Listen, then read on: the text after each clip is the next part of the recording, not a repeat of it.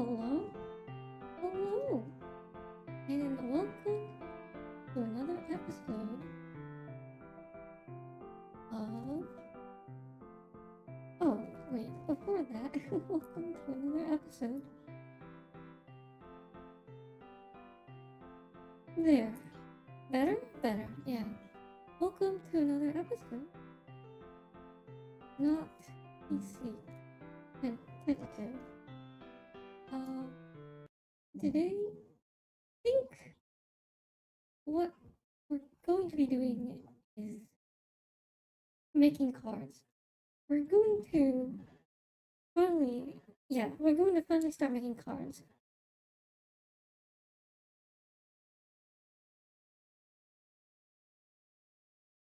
But before that, we need to flesh out just a little bit more about the system.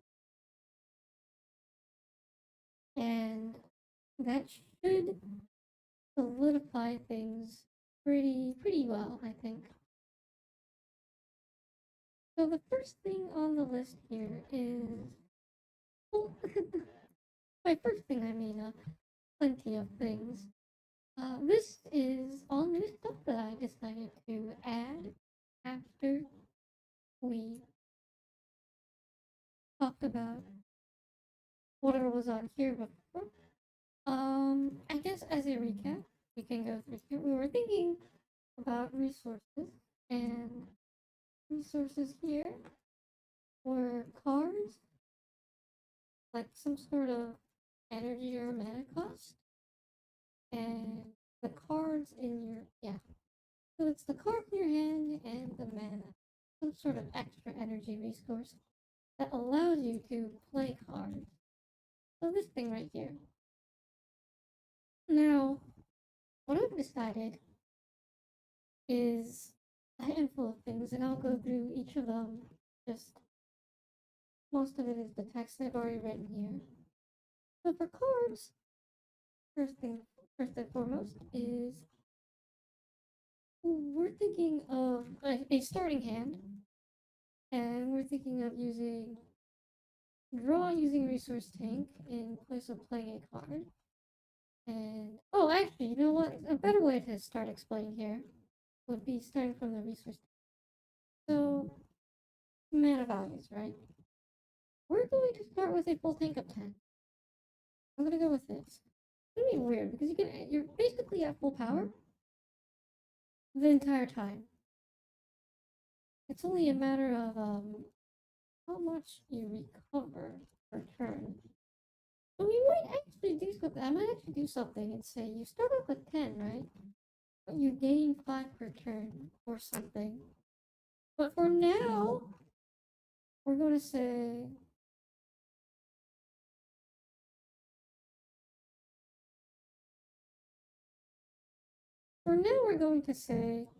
you start with 10, it refreshes every turn, right?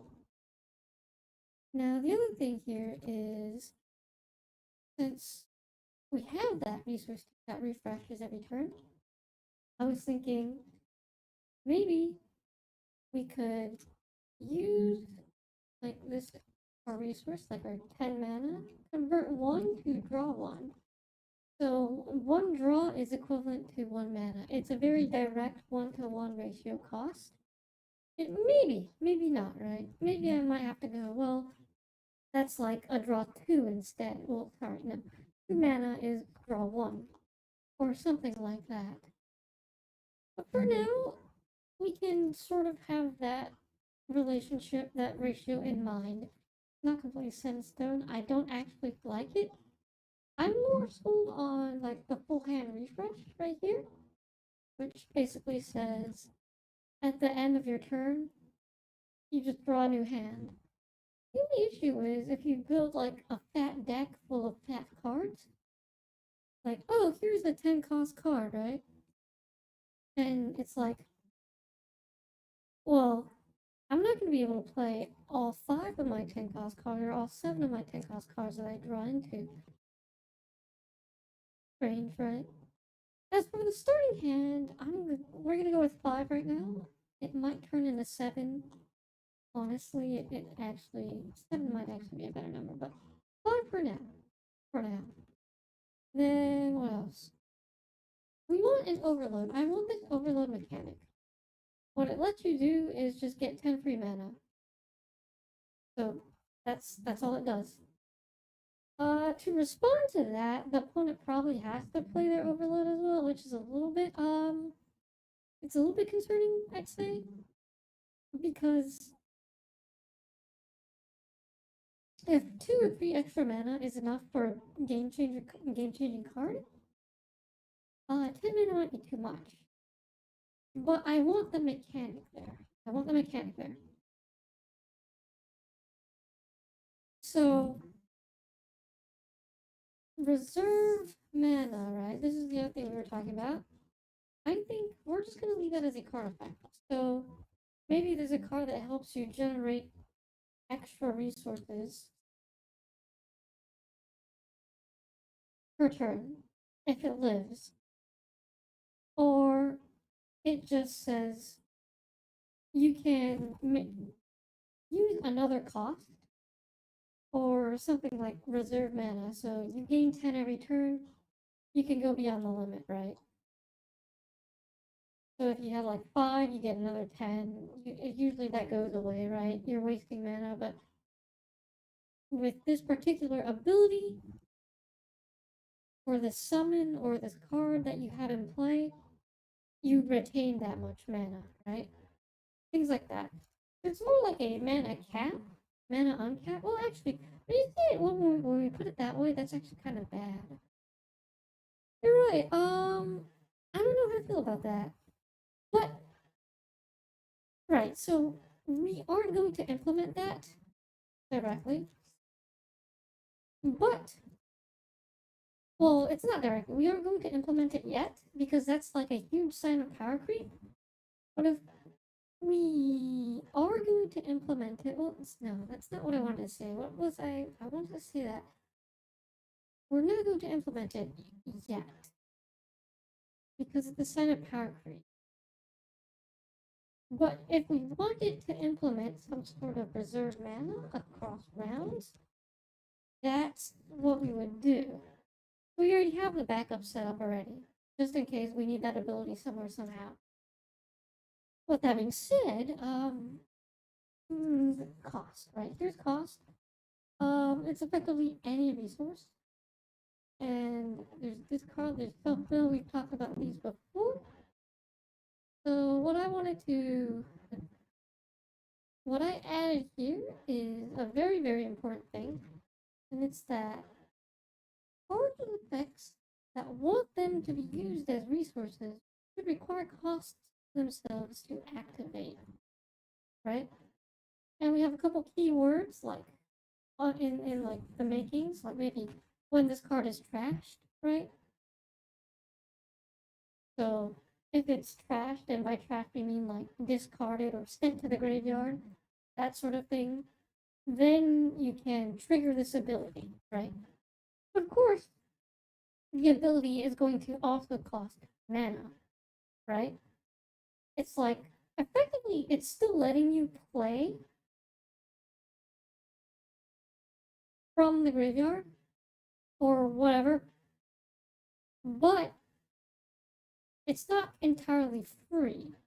So you aren't doing a complete like ludicrous, oh, since I just sent this card to the graveyard, I can special summon it. No cost whatsoever, right? So you have to pay a cost. But it could be something really neat.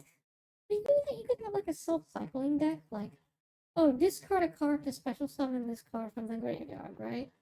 And then you can just have that sort of archetype loop around itself. But the cost is you're discarding, right? You're sending it to the graveyard, and you're projecting your next move. I feel like that's a legitimate cost. Because remember, in this game, we are taking turns back and forth every single card play. So I feel like if that were like the design approach we were going for graveyard cards, it'll be okay. Right? You get your recursion, but it's projected. right? That's the nice part. And not only is it projected, the opponent can actually do something about it. It's not like you watch your opponent discard like 20 cards and just play them all without being able to do anything. You're able to interrupt at any moment, any given moment. It's good. This is good. I like that, right? Recycle, I mean, similar to trash, right? Just like a different name or maybe like a different nuance in keywords, probably, right? You have like undefeat, so like the unit, the creature you summon, the summon dies, goes to the graveyard, that's, or goes to whatever, when it dies, when it gets defeated, right? You can trigger this ability, but the ability has some cost, right? On discard, similar on tribute, right? If there's some sort of sacrifice, all of that neatness, right?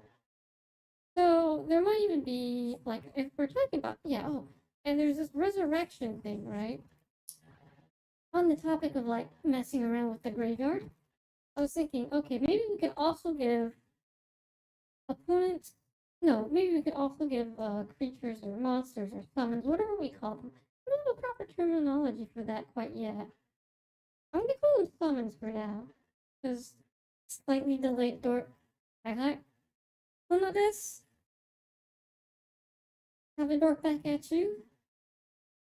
So with the resurrection thing, right? This also prevents. Well, it doesn't prevent recursion, but it prevents like ludicrous amounts. Like it, it helps decrease that like stupid free well free recursion going on. It gives you recursion, but it's not free.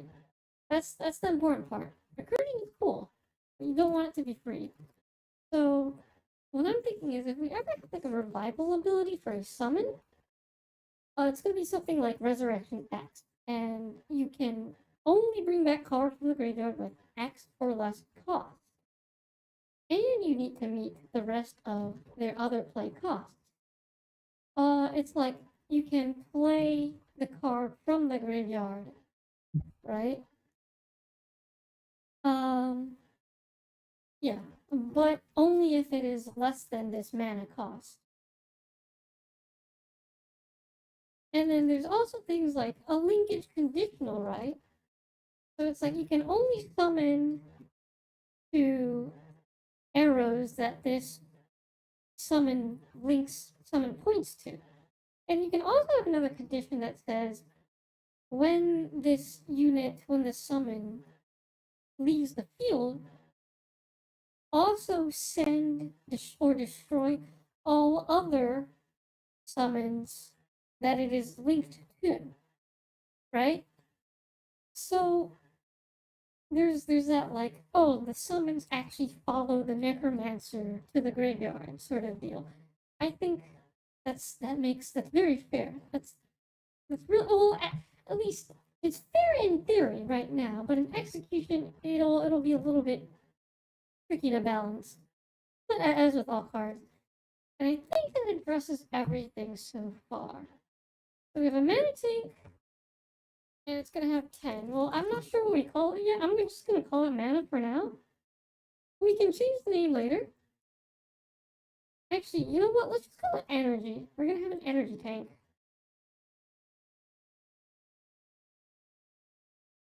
So we have an energy tank, and we have summons. You use energy to summon. Well, you know what? Energy is such a mouthful. Never mind. Let's just call it mana. Let's just call it mana. That rolls off the tongue so much better. So here's a mana tank, and our mana tank is E-Tank. Actually, you know what? That's a really cool name. Let's call it E-Tank. I don't care if that's like Rockman inspired. I like that. E-Tank. We have an E-Tank, right? Energy. Energy. Energy. Energy. Energy. Energy. Is it just me or am I like a little bit more frozen than usual? Okay. There I'm unfrozen. I've thawed. I've thawed. Okay. So with this energy tank here, well, this E tank, yeah. We start with 10, and we're gonna have to playtest, right? Playtest like how much energy is recovered per turn, and we're just gonna start with like you get the full tank every turn. Then with the draws, we're going to test the full hand refresh. We're gonna test the draw 1 per turn, or draw 2 per turn actually. Or actually no, just well no. You're right. This doesn't make sense. Yeah, we're gonna have to. We actually want the full hand refresh somehow, or the draw using resource tank. Hmm. So we're gonna test this and this, right? We're gonna test these two, but we're not gonna do the draw once per turn. There is no such thing. No such thing. And then for the mana conversion, well, the energy conversion, I don't know, 2 to 1, 1 to 1 for that sort of draw. I don't know yet. So that's something to test. And that, I think, sums up everything that's new. So to recap here, I think we need to start from the basics again. We have a 3x3x3 field, and cards can be played on the field, right? You draw, you have a starting hand, we're just gonna say it's like 5 cards, and you get to play them on the board, right? In any location. And playing cards costs energy that comes from your E-Tank.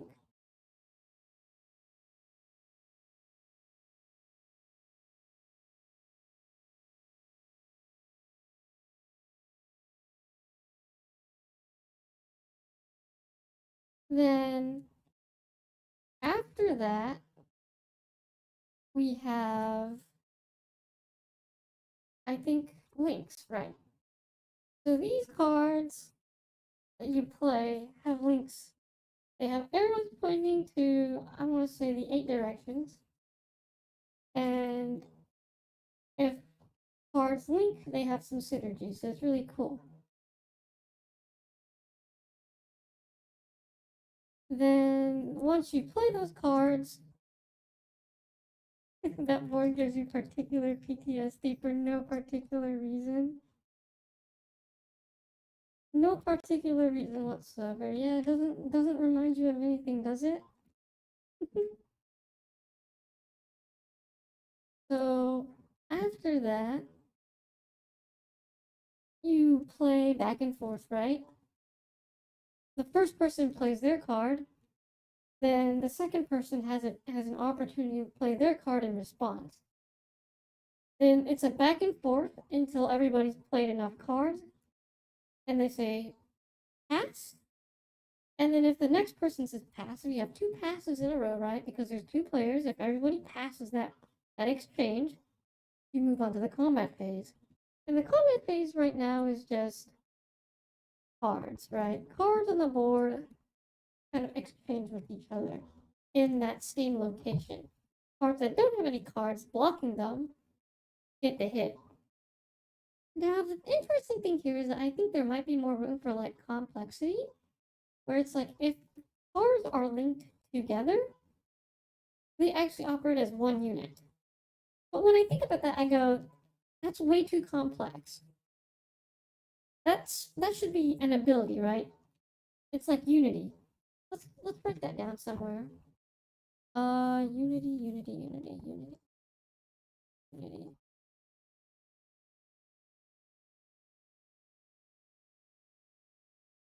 Act as one. Unity link. Link. There we go.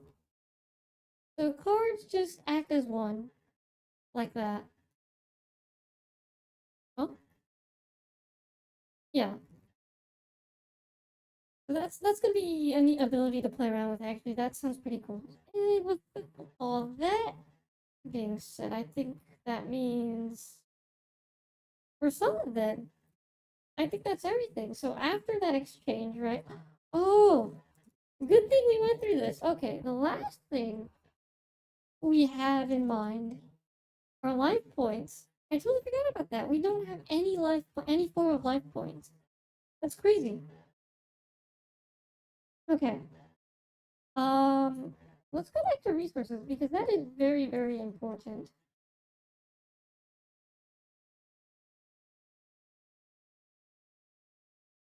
So, life points.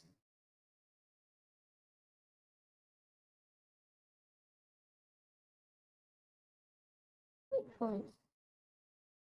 Let's just say a starting base of 20 life points. We'll go from there. I have a feeling we might want a little bit more. I have a feeling we might want a little bit more. But that's okay. We'll work with that for now. Ooh, I almost forgot about that. Like, well, what were you going to do? Is it like a mill out? If you take damage, do you just mill cards? No, no, no, no. We don't do that here. Yeah, it's just floating life points. That's what we're gonna work with. So that's that. That's what we have. That is everything. That is all the game mechanics. You have a board. Well, you have three different boards. Oh, one last game mechanic. Okay, so after the combat exchange, right?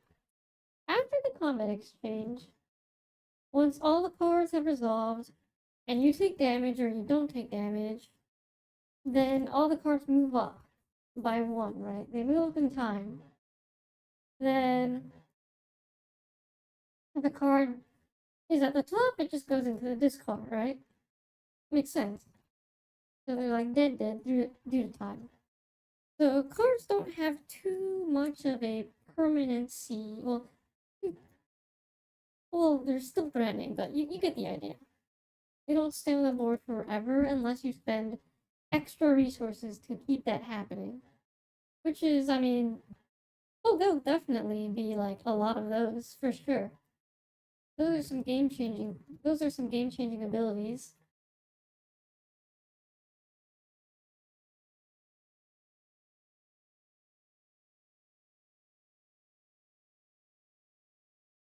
So now we can finally get to making cards. And the first card I want to make is, well, making, I'm saying designing cards. Oh shoot, right. We didn't talk about this either. My bad. Where was it? We had one more thing. No, we did not. We did not have one more thing. Well, you know what? Now's a good time to talk about it then. So, cards here will have attack. I think I mentioned this before, but I'm not sure where that slide went or where that layer went.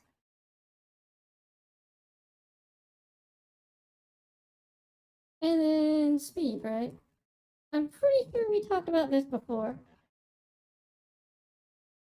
But as a recap, you have these three stats, and if the speed is 0, you actually don't attack or exchange actions in combat.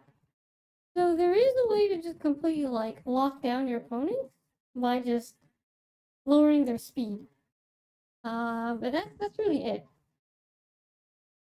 So you have attack, you have defense, and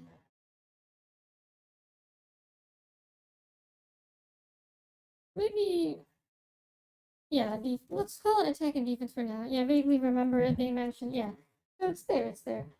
So our first card I want to do is slime. So here's our happy slime. This is going to be our first card. And I guess we want the name here. And then we want type. I'm not sure if I want to add a type here. Maybe not. Slime, and let's say it has, we can put the mana cost here. For the energy cost. Very creative, right? It follows all the staples. You're gonna show Master card, dual Masters cards as a resource mechanic. So make every card a land. Make every card a land. Wait. Okay, that might be doable. Okay, so think about it this way, right? So let's say you draw into 5 cards, and you have like your deck of like 35 left, right? Burn your cards as fill for cards. Yes, exactly. And you have your energy tank, well, your E tank of 10, right?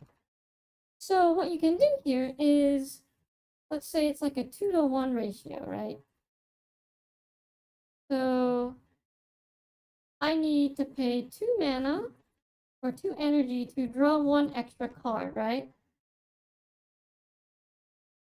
But I can discard 1 card, and let's say it's a 1-to-1 ratio. I can discard 1 card and get 9 energy back. Well, sorry, and get 1 energy back, right? So, in theory, this lets you do something like, say, if I build a card filled with like 10s and or like just like high powered cards, right? What I can do is I can go ahead and say, okay, I'm gonna pay 10, I'm gonna discard 3, and I guess this last one should be a 3 cost, and I can play that card as well, right? So things like that. Things like that. At the same time, it's like that also gives like graveyard cards just way too much gas, right? So I think what we could do is like send it back to the bottom of your deck. So maybe you can it's like cycle. If you yeah, it's like the MPG cycle ability. I don't yeah. That makes sense. E tank zone, and E tank zone. Another oh my goodness, you're introducing another zone on me already? That's crazy.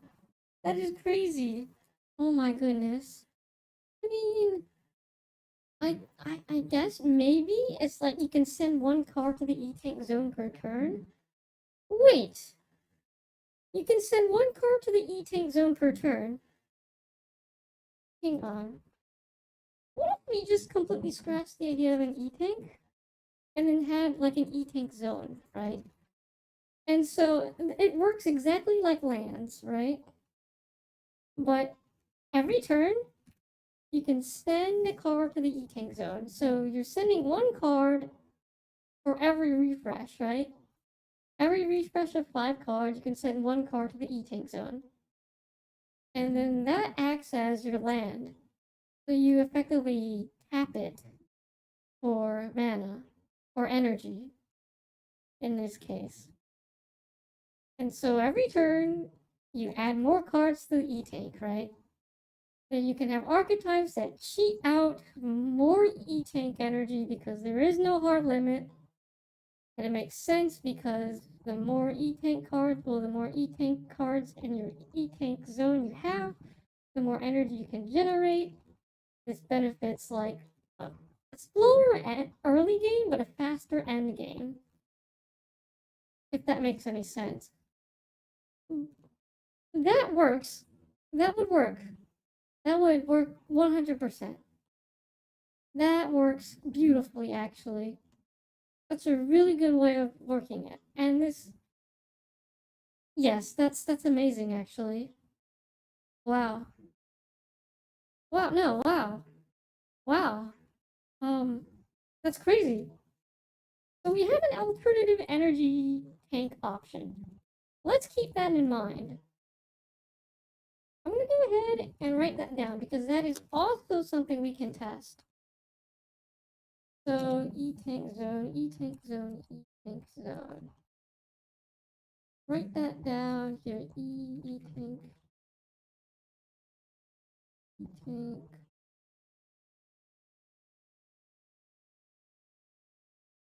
Yep. All right. Yeah, that makes sense. Oh, And then you know what we can do? Oh, that actually makes so much more sense. Hang on. So, overload, right? Overload. E-tank reshuffle. You can overload whenever you want. Hang on. But, so what overload does is it reshuffles whatever cards you have in your e-tank and gives you double that amount of energy for that turn.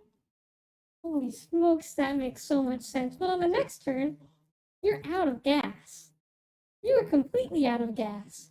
But at the same time, you're also forcing your opponent to overload themselves so they have enough energy to combat your excess that you just overloaded. But if they can withstand that, you're in for a rude awakening on the next turn when they can overload and you have no gas. Oh my goodness, this makes so much sense. Wait, so there's growth, and there's decay, and then there's growth again, and you can just keep on doing this over and over again. Holy smokes, wait. This makes way more sense than just having a static 10 per turn. Hold on. Oh my goodness. Oh my goodness. I think I really like this idea. Holy smokes. Holy smokes. Wait, this is really, really good. Oh, background music, right. It has not been looping. My bad. There we go. Ooh, oh no, do I want the research tank, or do I like the E-tank zone so much that I can just say, forget about the research tank, forget about the tank. Yeah, just forget about the stack tank. Do I even want to think about that? No. I'm not gonna think about that. We're gonna go with this. We're gonna go with the E-tank zone. Let's work with the E-tank zone. I know it's a little bit more convoluted of a resource mechanic, but I think that works quite well. Okay. There. That is set in stone now. We're gonna play with that. If that really doesn't work, and we're like, no, it's too slow, or no, it's just unwieldy, right? We can go back to the 10. The flat 10. That's also solid. That also works. Okay. So the first card in existence here is obvious. It obviously has to be the slime. It has to be the slime. And it's like, okay, how much does a slime cost? How generic is it? Well, attack 1, speed 1, defense 1, right? And I guess, instead of having all of these things, we can probably, like, simplify it, right? We don't want all of this on there. So we could probably do something closer to a better design, probably.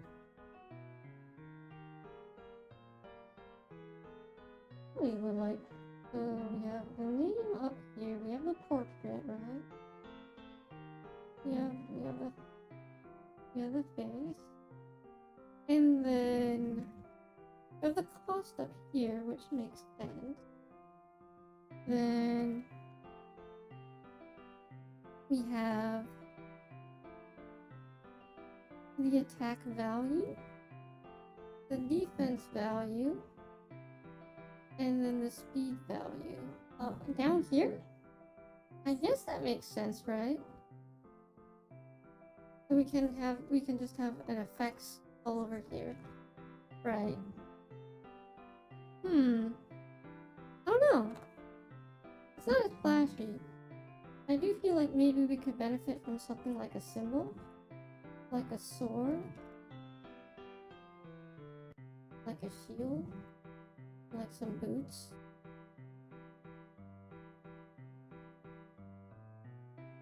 Right? Maybe. Oh no. I mean, regardless, like, these are the attributes the card has. And then traits. Okay, here's the neat thing. What I'm thinking is we have effects and we have traits, right? Traits are passives, effects are usually like actives. And I guess the other thing is that traits usually don't do anything until there's an interaction. I guess a better way to explain it would be providing an example.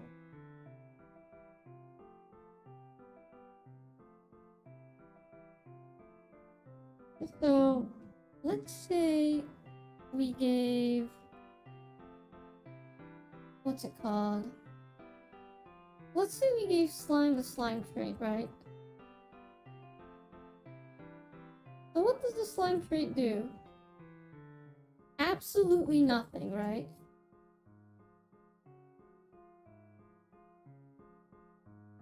Nothing. Nothing at all. Like, legitimately, nothing. But, the moment we introduce something like this,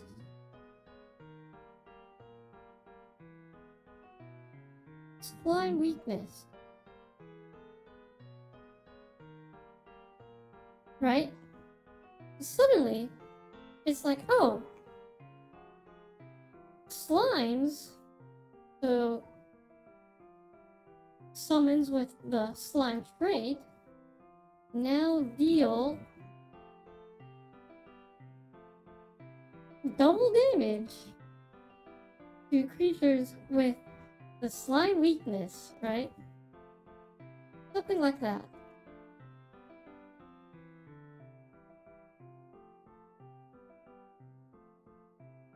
But then there's also things like trait, slime, effective, right? And slime effective does double damage to regular slimes. The vanilla slime, you need a full playset up to use in the slime archetype deck with all the good slimes. Yes, exactly. It'll be just like Blue Eyes White Dragon. You know, the vanilla dragon that you need a full playset of to use in the vanilla dragon archetype with all the other good dragons and all the retrains and like all 50 different expansion packs.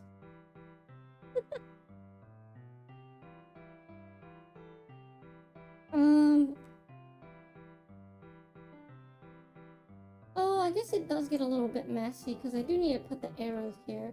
But I can't exactly put them like right down here. Okay. Alright, I'm gonna have to move these up a little bit. So these go up here. Then I can put down some arrows. So I guess we need a kind of a strong enough border for those arrows. Okay. But yeah, so it'll work something like this, right? And this enables us to introduce just like new types whenever we want. The issue is introducing too many new types is a problem. So, I mean, what are like the types or like the traits that we want, right? Well, we have elements, right? Elements actually count in here. So, in terms of elements, right? They also fall into traits. So if you have like fire, then this would become a fire slime, right? If you had something like water, this would become a water slime. And you might be wondering, okay, so what happens when you introduce water versus fire? And the answer is nothing at all. Nothing at all. Nothing at all. Which is weird, right? It's like, wait. But you know, is there like a double times 2 between each other or whatever? It's like, no. nothing happens. Actually, wait. Nothing happens, right? But the moment we put down something like water weakness alongside fire, suddenly you're like, uh-oh, I don't want to go fight against the water type. Just another avenue to design the hate cards. That's so true. So true.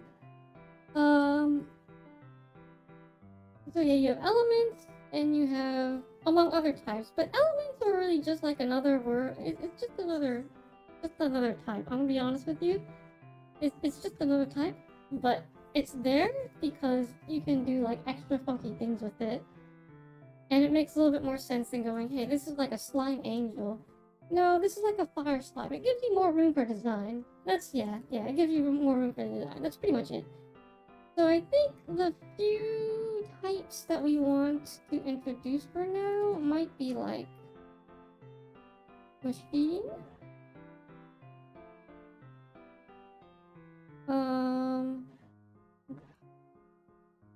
I don't know, let's rip off of Yu-Gi-Oh! Slime, undead. We're gonna have undead. It's not gonna be like zombie or vampire. Well, vampire is also zombie. So yeah, it's just gonna be undead. Slime, dragon, machine, fairy. Wonder, maybe I might have angel as its own thing. I don't know. Oh yeah, human. Humanoid. Yeah, humanoid. It's gonna be weird, because it's like, this takes care of like dark elf, dwarf, elf, and whatever. Because when you think about it, if we're gonna be really that racist, it's just, you just need to add something like earth type humanoid, and suddenly you're like, oh, well, that's probably like a dwarf or something, right? Or you can be like dark type human, and it's like, oh, well, that can be anything from like a dark elf to, what's it called? A dark knight, or a whatever, right? Whatever you name. Consolidate fairy and angel to divine. Actually, hang on. I have a better idea. Instead of fairy, it's gonna be fae. So, fae tricksters, right? I call it fae. And angels are not fae. And then we can just have holy. Well, divine? And we can just have divine, right? Yeah, so I think this is broad enough. And we don't need to add too many more things. Same with elements, right? We have fire, we have water, we have earth, right? We have wind, we have light, we have dark. What's interesting is that lightning actually goes into the light aspects. I don't know how I feel about that. Same with ice. Ice is like water, which I guess that makes sense for ice.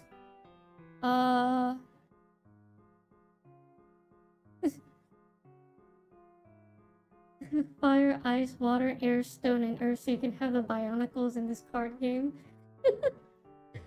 Bionicles. Let's see. Stone. Oh, right. We have neutral. We have the neutral, right? But the neutral. Well, neutral. Neutral.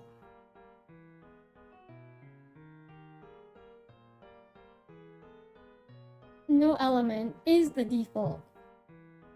And then. See. Make an elemental type instead of one for each. Oh, I think I think I kind of get what you mean. Yeah. Yeah. So, well, like, Holy divine fate. Okay, so if it's divine. Yeah, we might consolidate Fey and Divine. Maybe later. Maybe? Well, okay, but what about things like, the anti-divine, like, Hellspawn, right? Devil, right? Demon. The demon archetype, or like the devil archetype, right? Like, I guess, like, these all might group together, so we can just say divine, right? Probably. I guess? Maybe, I don't know. Huh. But yeah, if we want to treat like these, this is what's gonna happen, right?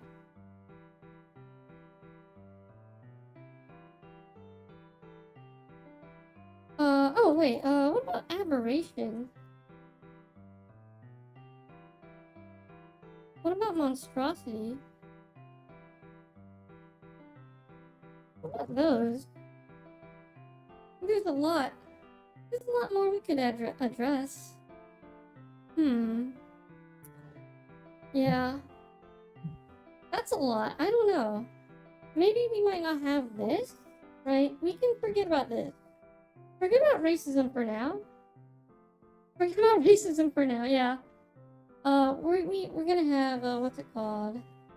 This type of thing, right? But we're gonna probably have, like, the elements. Probably. No, we're just stealing D&D creature types. Real. Actually real. But, like, wouldn't that be cool? Maybe, yeah, I don't know. I do feel like I want ice in there. I want lightning. Those are like the two subtypes that also get introduced. Maybe, like, outside of Earth, we also have nature. Or, like, a wood type, like a greener type, right? A plant type, nature, plant, right? I don't know. It usually merges with Earth, or sometimes it doesn't. It really depends, but we can play around. We can toy around with these. Right, so that's effectively what traits are. And then I guess the other thing would be, well, no, that's it. That's how we're gonna add stuff to our cards. Yeah.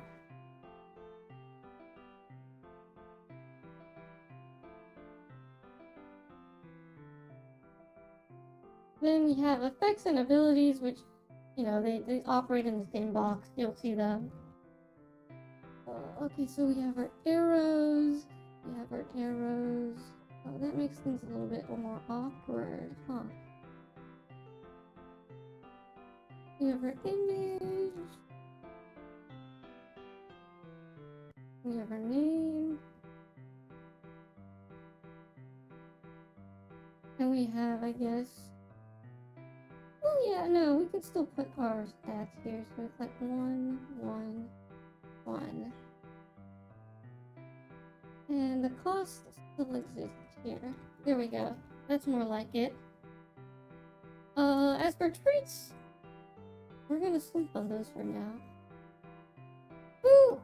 No. No, I'm gonna at least, like, put in something. I do want to put in slimes. Because it's very important that it is a slime. Well, if it's a slime, it would be, what is it, like, an ooze? Yeah, ooze type? Oh, no, that's the same thing as slime here. Slime. The issue here is now, is this balanced? Okay, yeah. Now we can look at the numbers. Traits aside, looks like a cube to me. Real. Ooh, let's make that guy round. For 1 mana, or 1 energy, you get to summon a 1/1/1 slime. Okay. Sure. But then, where do we go from here, right? What happens? It's so vanilla. I don't think you can do anything with this. Different colored link arrows. Different colored link arrows? Oh boy, shoot. Colored links? I don't know, man. Think about the colorblind. Think about the colorblind. I don't think we can do that one.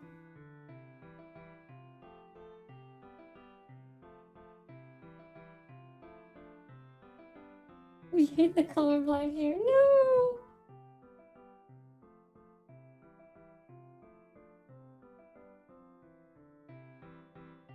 Don't say that. You know like 20 different colorblind people in your friend group, don't you? You know, out of the 40 people, half of them are colorblind? That's a pretty good ratio, right? You can't hate on half the population. I'm kidding, I'm kidding. I know there's not that many blind people. 3 different colors refer to each letter. Oh my goodness, please, no, that actually makes sense now, no! Oh no, what have you done? What have you done? No! Oh my goodness. No, this is terrible. Oh. That's a very good idea. But also very, very terrible. Never let chat cook. Truly. No. When chat cooks, chat creates like the most monstrosity. Like. Because I'm enablers. Chat is just too good at creating the most monstrosity. Monstrostic? Whatever. The greatest monstrosity possible. There, those are the words I was trying to get out. Oh my goodness. Slimes. Let's go back to slimes. I'm going to put that on the bucket list. Or, no, I'm gonna put those 2 things on hold. Colored arrows for each layer. Oh my god. Oh no. Oh. I can already see the potential here. That's too much. That's too much. Let's stick with what we have. Okay. So, slimes. Yeah, okay. Yeah, it's a 1-1-1-1-1 slime. 1-1-1-1. 1-1-1-1 slime. I don't know. I feel like that's a little bit weak, right? Just 1 point? Really? Really?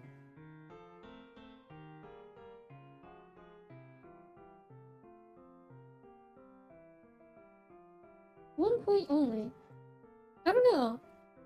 I feel like if I wanted to make things balanced, right, it's like, well, what if I wanted a 1-cost card with, some more abilities now, right? It's like, well, what if I wanted to make them weaker? So it's like, oh, well, they can probably have, like, no attack and maybe, like, no defense whatsoever.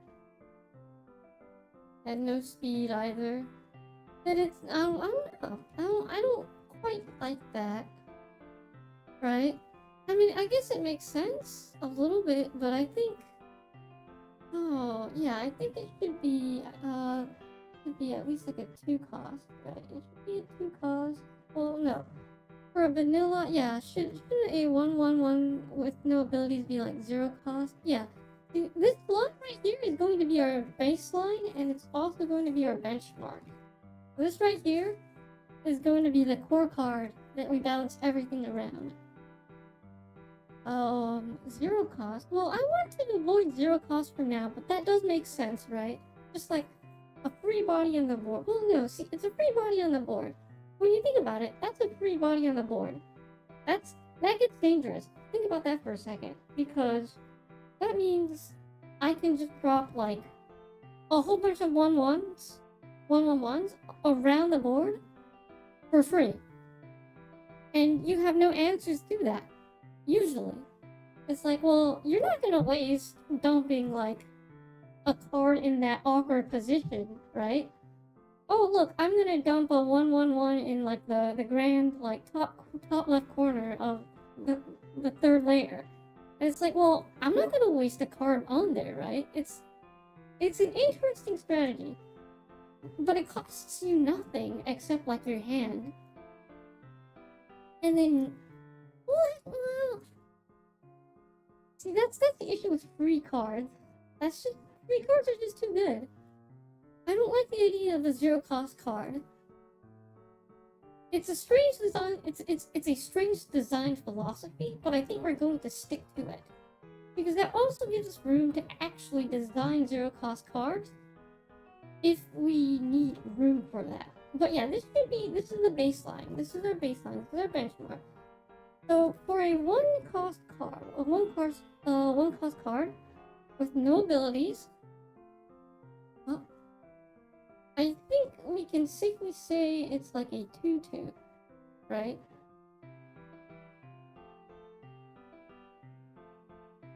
Remember that we have 20 life points. So our 2/2, yeah, our 2/2 is pretty solid, right? We have 5 points to tinker around with 1 mana, or 1 energy. But then that begs the question, right? What about a 2-cost card then?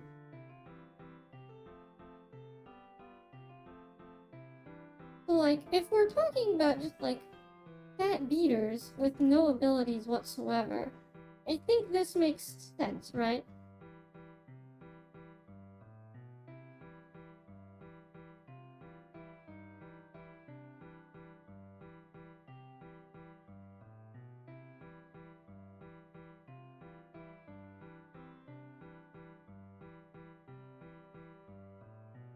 So for a 2-cost, I'm actually thinking 4, 1. Oh shoot! Wait. Also, we're not even talking about linkage either. None of these arrows are colored yet. Uh-oh. Right? It's like, wait, but what about the abilities? How many arrows exist, right? What's that baseline going to look like?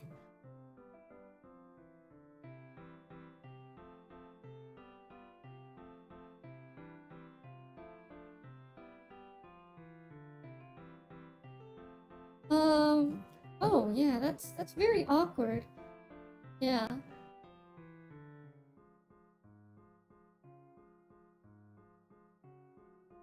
Maybe half the arrows? We can say, like,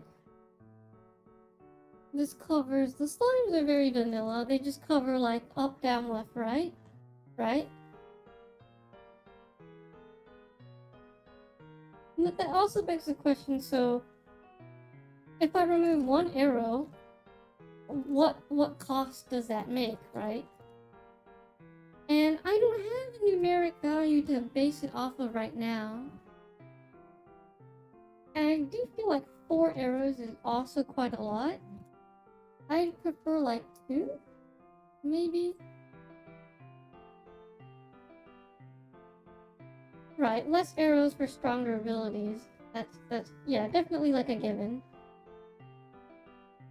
So I think with our vanilla slime beaters, we give them like the ability to connect. We still give them the ability to connect or be like a link, right? The slimes are especially linkable. In fact, I'm actually tempted to also color in diagonals for them. So maybe I might make like a slime variant.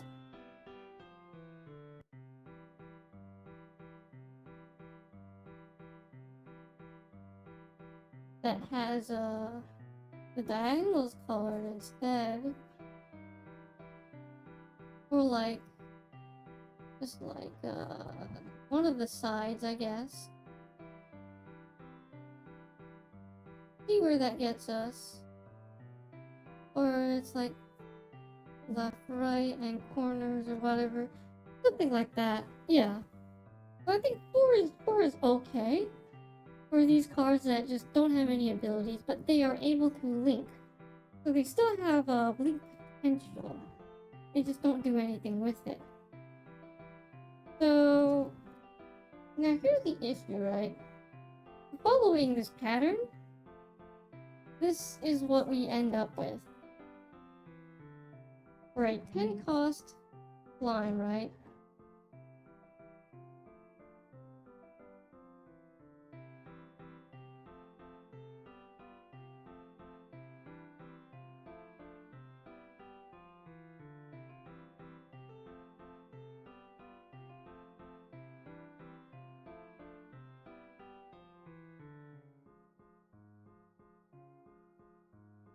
We end up with 2020, 2021, which is like the fattest and most massive threat you will ever see.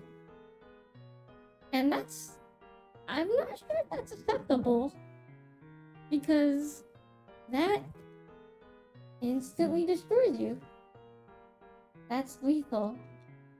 A 10 energy, well, when you think about it that way though, it's like, you already get what? If we build off of what is it? The 10 cost deal, then, wait, no, if we build off of, you start with 10 energy every turn, then, yeah, this demands answers. This is instant, right?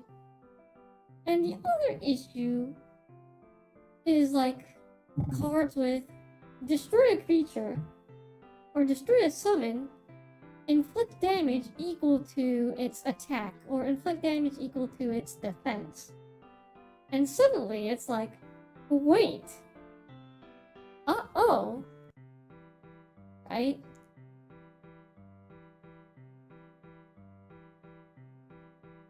So, I'm not sure if we need like diminishing returns at a certain point.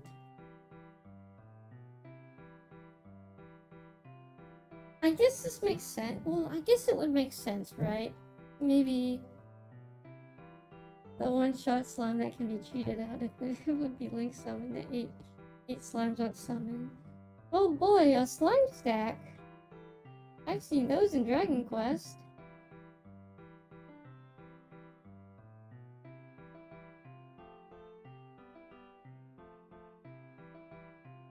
The slime stack. Truly. Yeah, I don't know about that. That's too much damage for one creature. Right? And then, well, maybe not. Is that a good benchmark if you think about it? Oh, I don't know. Dude, that's rough. What if that's just too good? That gives you too much synergy as a fat beater. It's too powerful. I don't like that.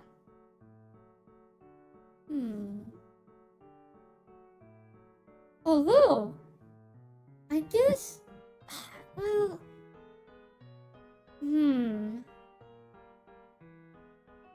yeah, no, that's bad. But, I just can't like give that away.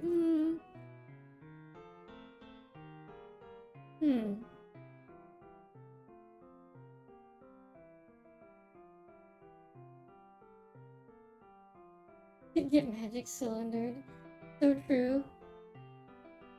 Oh. 8,000 life points, 4,000 attack. See, even Yu-Gi-Oh has the decency to say, we don't make our monsters have like beyond half your life points often. At most, it's actually like 3,000. And then you have like the 4,000s, which are already really fat, and 5,000 is like super rare. And that's like the hardest thing to cheat out. You have to cheat it out, actually. Or it's a card that has the little, and then there's like Firewall Dragon. Oh yeah. Let me see here. What can we do about that? Yeah, but they're effect creatures and they have conditions that you have to meet, and you have like costs as well. This alone is bad. I guess it makes sense. Ooh. It makes sense, but I'm just so wary about it. That's just not a card I would print. I would not print that card. The saving grace is that it's 10 energy, right? And yes, it's 1 mana, right? Sorry, it has 1 speed. So if you have an ability that reduces speed by 1, you can easily like just lock it down. Like, oh, this turn all monsters have their speed reduced by 1 or reduced by 2. Things like that. And I guess the other question is, oh yeah, but that's still too much. So I'm gonna do I'm gonna do a small table, right? So if we're talking like base, like 2, 2, 1, 4, 4, 1. 4, 4, 1 is too much. Maybe it can be like 3, 3, 1. 3, 3, 1, right? And it grows by 1 from here out, right? 4, 4, 1, dot, dot, dot. And you effectively enter 11, 11, 1. That makes a lot more sense. No, I'm a lot more satisfied with that. You know. And that still gives us like plenty of mana to work with. So in reality, summoning 1-cost creatures is actually very economical. The only issue is that they're just weak, right? Everything else beats them. So you're paying that 1 extra mana, not for efficiency, but to beat over your opponent's efficiency, I think.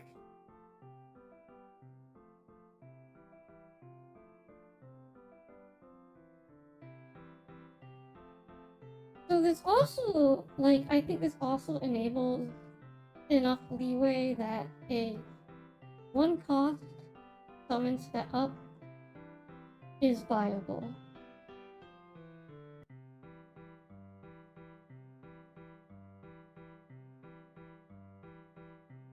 And then, like, of course, I'm not gonna make this thing like an 11-11.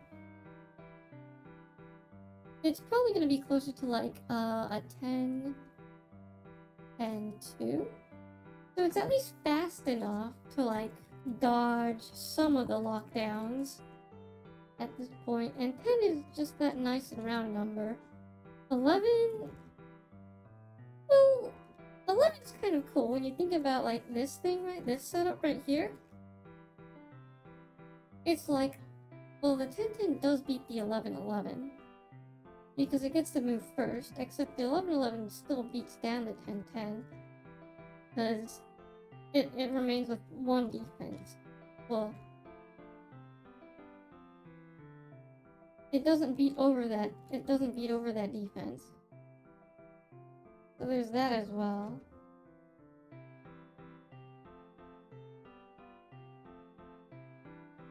Yeah, that's pretty lethal. I think that's good. Yeah. Yeah.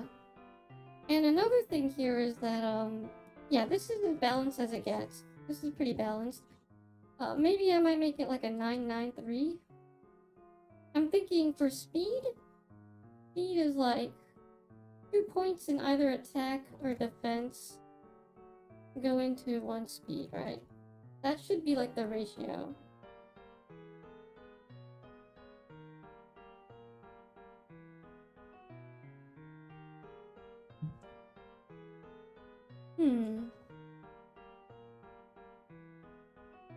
Yeah.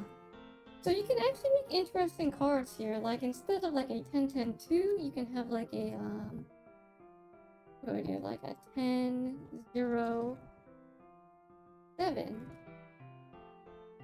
Or rather like maybe like a 10-0-7. Right? So this is actually crazy fast. It is legitimately super lethal.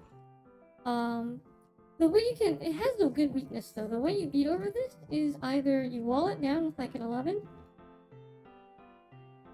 Or you get something with like, this actually outspeeds it.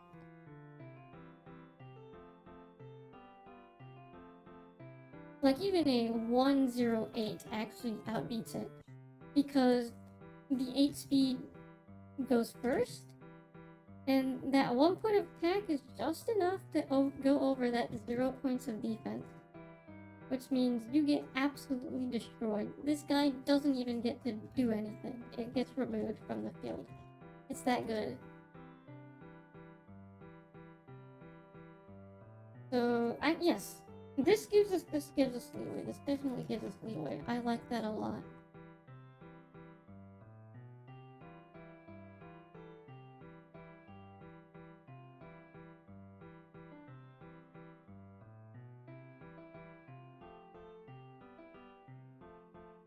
And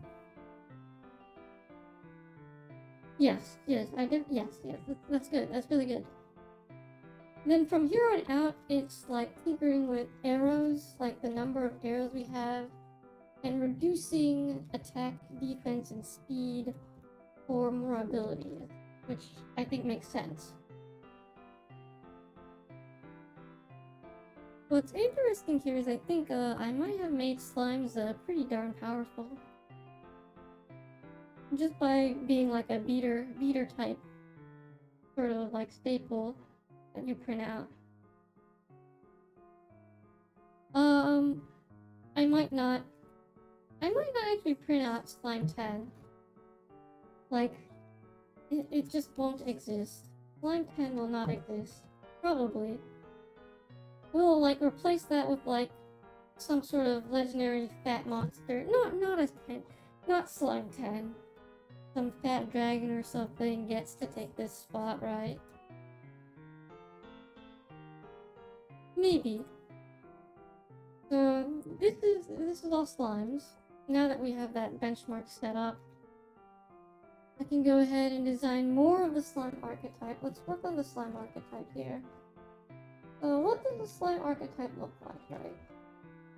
Because that's one of the archetypes I want to design here. Ultra rare unprinted card slime 10. Super limited edition. Collector's edition. Uh-oh.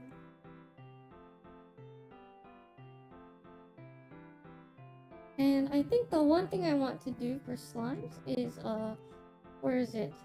Unity. Or union. Make the big fat slime be bad, but have it divide into smaller Oh! Yes, yeah. So, we're gonna have two things. So we're gonna have union or unity. And we're gonna have divide, right?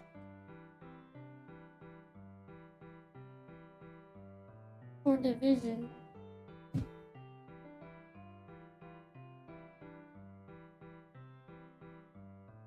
We're gonna have those two things as our keywords.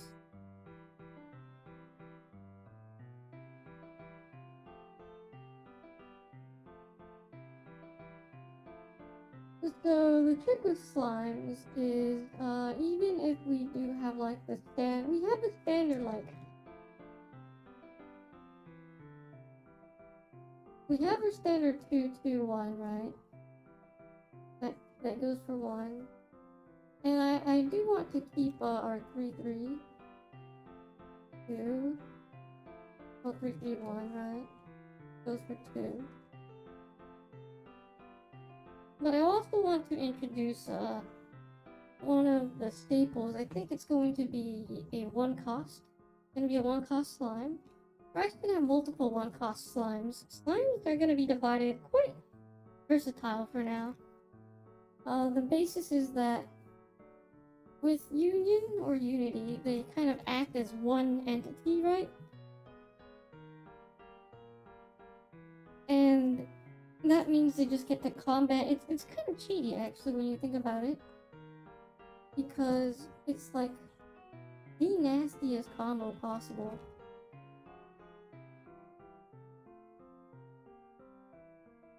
let me draw one of the key creatures here. One of the key cards is going to be this card right here. I'm thinking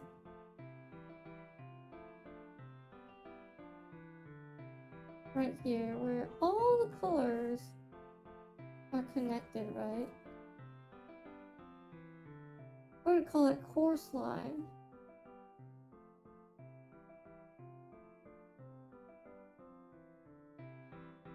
And it's gonna have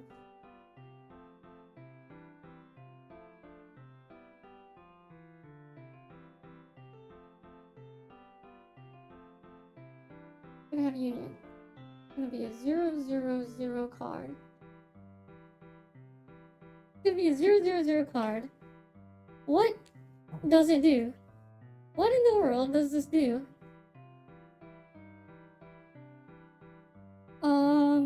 Well, Union says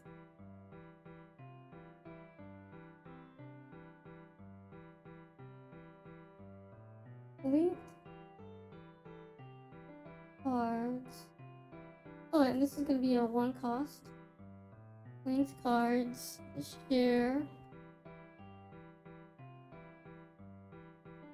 the greatest attack and defense speed. That's it. It's dummy stupid.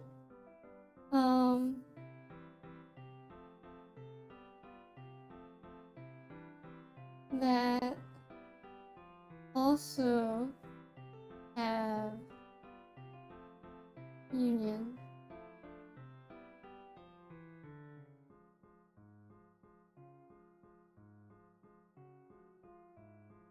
That also have union. So, well, do I want that condition or not?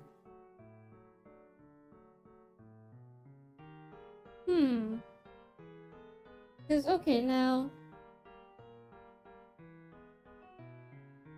here's the interesting thing. If I say this union card doesn't have this condition, but like cards without, yeah, I don't know. I don't that locks you into like union, so I don't think I like that.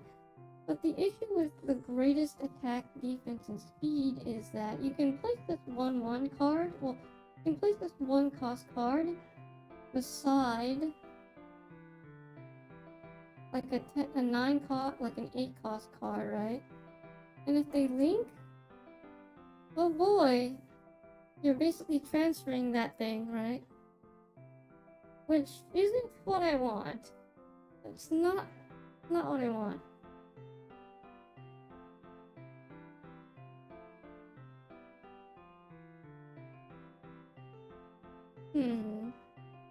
On negative counters? Counters? I don't think we have counters. I'm not sure if I want to introduce counters as a mechanic yet. Dissolving well, actually, that does sort of make sense though. It's like the counters. This creature starts with like 5 1/1 counters, and then when it like during your turn, you can like remove a 1/1 counter and then like summon a 1/1 slime token or something. That's yeah, no, that also makes sense too. But no, we're not doing tokens or counters just yet.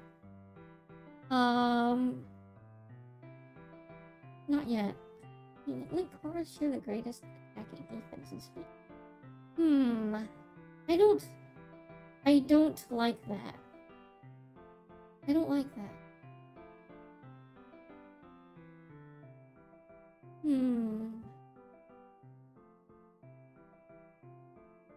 There's gotta be a better way to word it.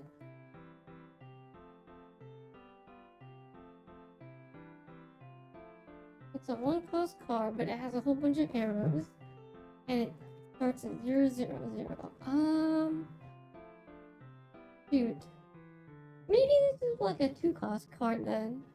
Or even 3. Because this is almost like boss monster worthy, honestly. Because the idea is like merging, right? I want these slimes to sort of act as a whole. So if you have like one slime attached to another, it shares its abilities. Oh, shares abilities. Instead of getting extra stats, you share abilities. That might be good. That might be good.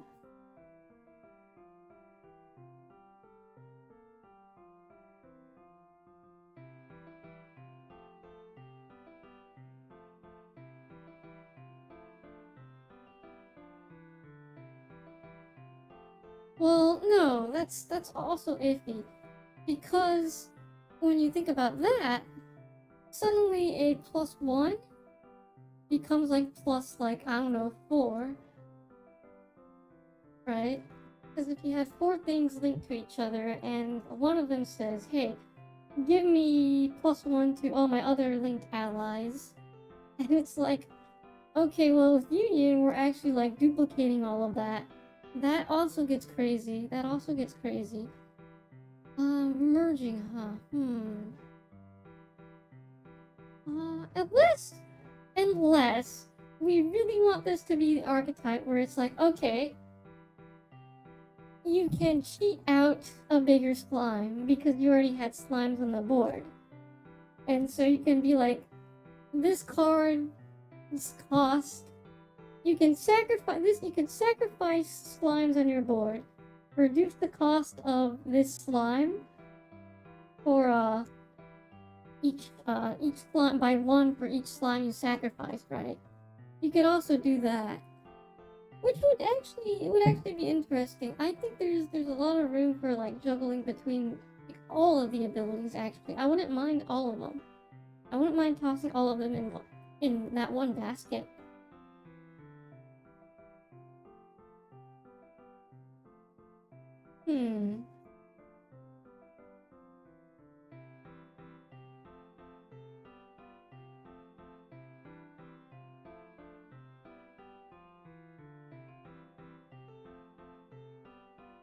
Oh boy.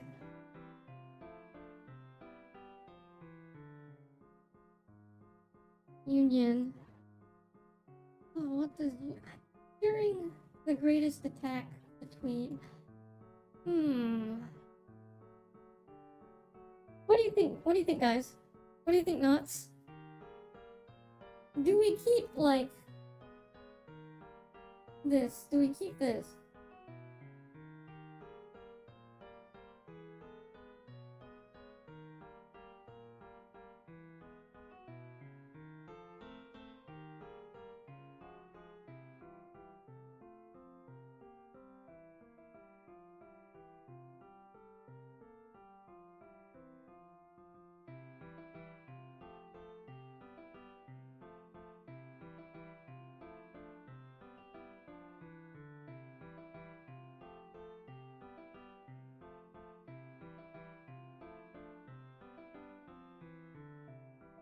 Do we keep this?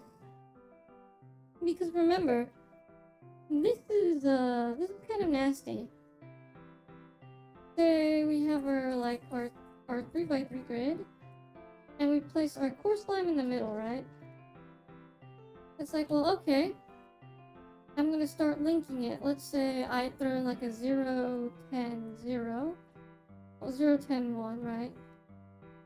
0, 10, 1 here. And let's say I throw in like a 10, 0, 1 here. Well, now everybody is a 10, 10, 1, right? And suddenly that feels a little bit unfair. Because you got that out for what? 1 cost, right? Despite being a core slime. So I'm thinking maybe it should be a little bit more expensive to summon. So while this is a staple, this ability itself, and also due to the number of arrows, it should go from a 1 cost to like a 3 cost, even. Because that's a game changer card.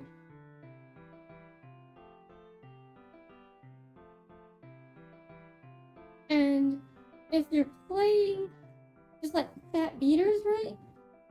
It's like a free doubling if it were like only 1 cost. But with 3 cost, it's a little bit more costly. And it's also a good. I mean, it's also a weak link too. And the interesting thing is, like, the core slime is like the last slime you actually put out on your board. But at the same time, if you have, well, I don't know.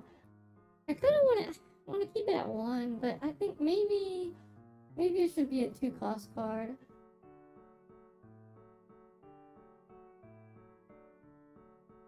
Yeah, 3 feels like too much since it doesn't do anything alone.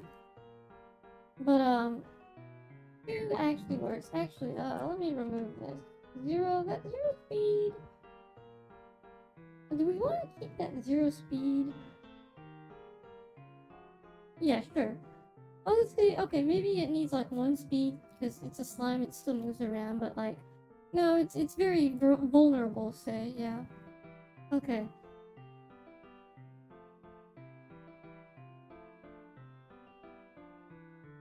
Union, I don't know if I like Union. Union is like really powerful now that I think about it. Is this like the game mechanic? Is this like the mechanic I want to introduce? I don't know. I'd rather be like, sacrifice your board to summon like a free monster or something. And then this monster, after sacrificing it, it has like a second ability that says, when this guy that gets destroyed, you can pay X amount of mana, and then summon back slimes onto the field, something like that, right? And it could be like an overload function, right? Because like maybe you take like seven energy, slap that on the board. You don't have any more energy left. It gets destroyed, but that's fine. You were expecting that. You go overdrive. You get 7 energy back. You grab back some slimes from the graveyard, right? You play them back from the graveyard, and you're ready. You get your board filled back up. So that gives your board a little bit of resilience. Yeah, maybe.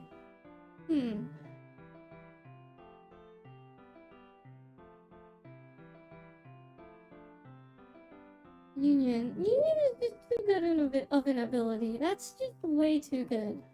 I really don't like that. I don't like that. Shoot.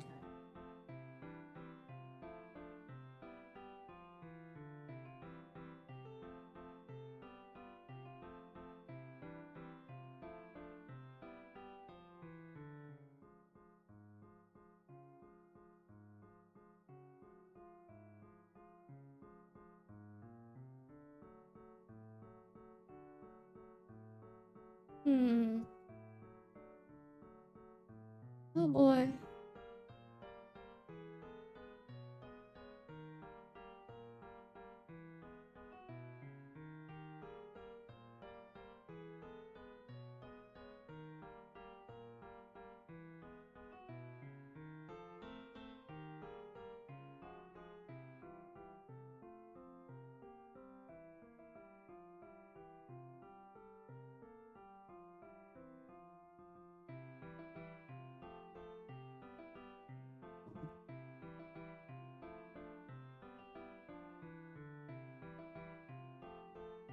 Well, I wouldn't say it's hard per se. It's like, yeah, I can just like shoot this out. It's a cool ability, right? Who cares if it's balanced or not?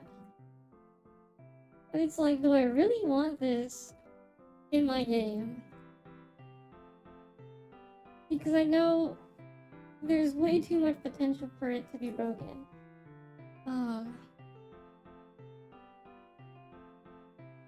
I feel like the answer is,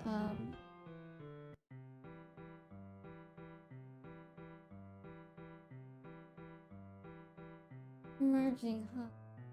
Or a core slime.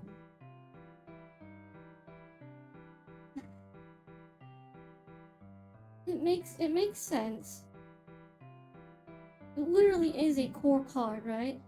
It's like a card you can build a strategy around. It's that good.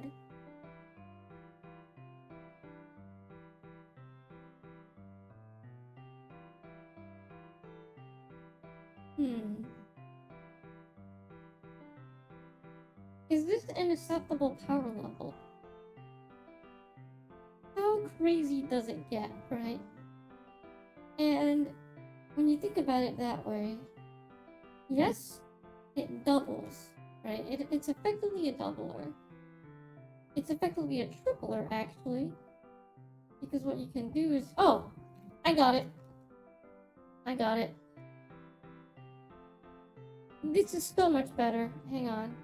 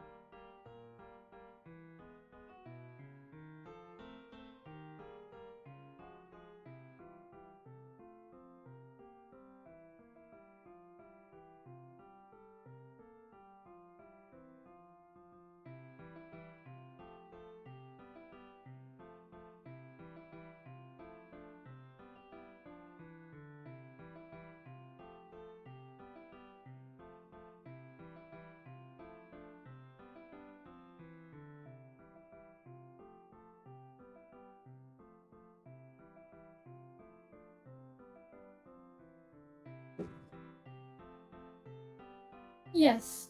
Here it is. There we go. This turns it back to a 1-cost card. It's a little bit more selfish, though. Which is not quite what I want. But I guess it makes more sense. Because now this is way balanced, right? This is super balanced. The strategy? You just dump a whole bunch of cards around it.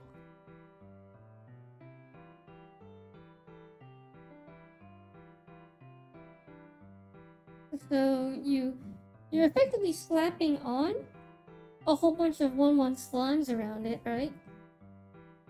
And then you're saying, here's my big fat creature. Go chip away at its sides first, before you can actually tackle the big guy. There you go.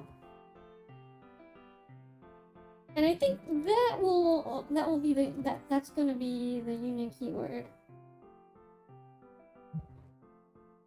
Then our second card here is our other 1/1 slime, right? Sorry, not our other 1/1 slime, our other 1-cost slime here. And I think I'm just gonna give it the standard up, down, left, right arrows.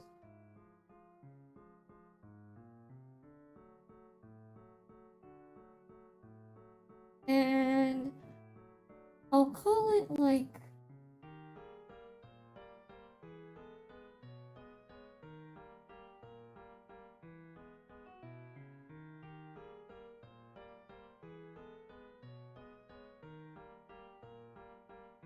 Oh! What if... Hang on. Linked? Yes. Linked units. Here.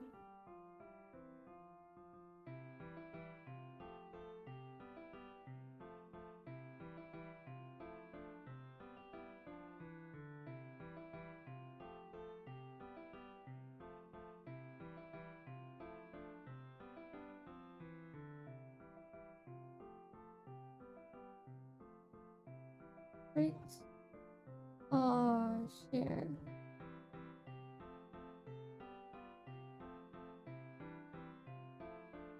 It's are shared between links. There. There.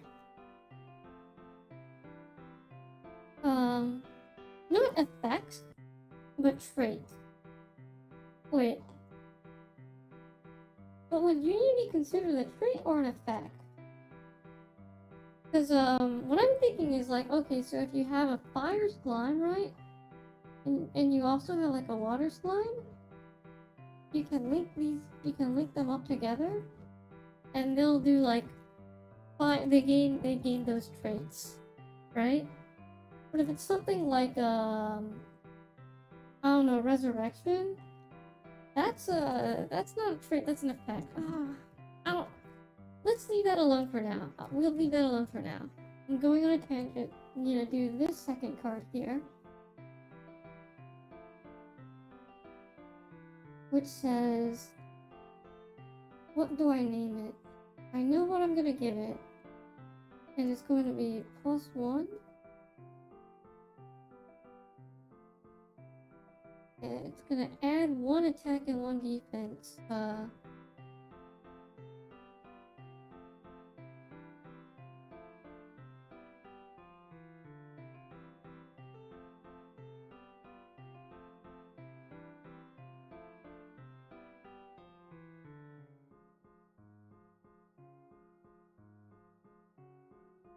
Gonna be a buff slime, right? Gonna give +1/+1 to other linked units.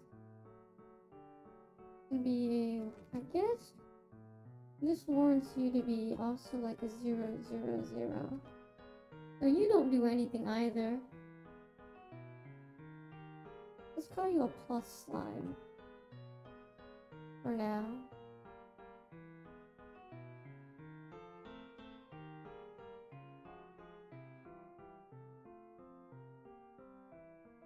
So you can kind of already see that these guys are very fat and core buffers. Plus slime is just good. You'll probably see it in a lot of decks, just by virtue of like that increase, right? And it's potential +4 for just 1 mana or 1 energy. Union is just good if you have that ban strategy, right?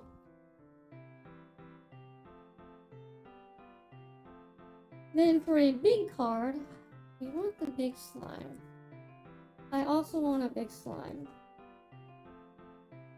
And so we can call this, I think, let's start with like the growing slimes, and why don't I start with calling this Giga Slime? Or no, just giant. Oh no, Giga Slime sounds cooler. Giga Slime. And this is going to be like a 7 cost. Fat. Oh no, 8 cost. It's gonna be fat. And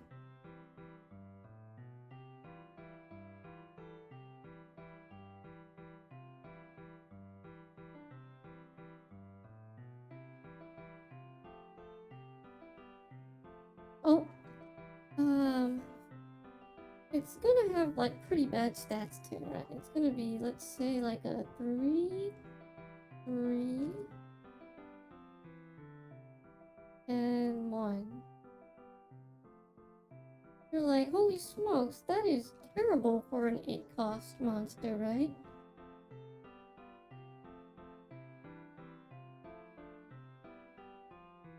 Yeah, it is, so it needs like a really fat ability. I'm gonna give it like all the link arrows too. This is very link friendly.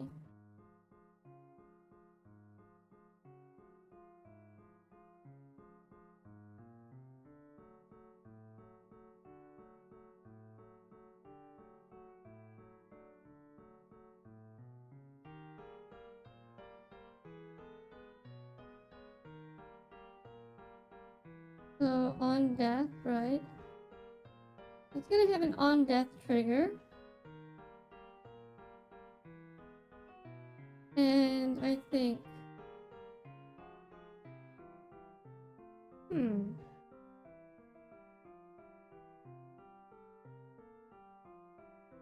here's the interesting design philosophy. So this effect can either be free, right?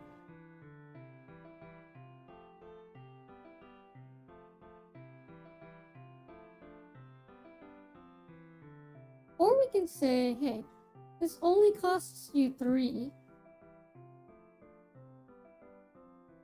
But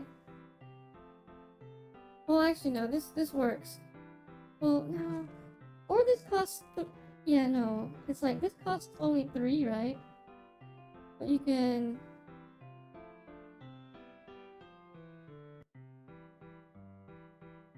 resurrect, let's say 2. On death, resurrect 2. Something like that. So you're bringing cards back from the graveyard. I don't. I do want to keep like that division, that sort of division set up. But how would I do that? I don't know if I want to generate tokens. If it's 8 costs. Because nothing should be free. Nothing should be free. That is key. That is key to balance, right?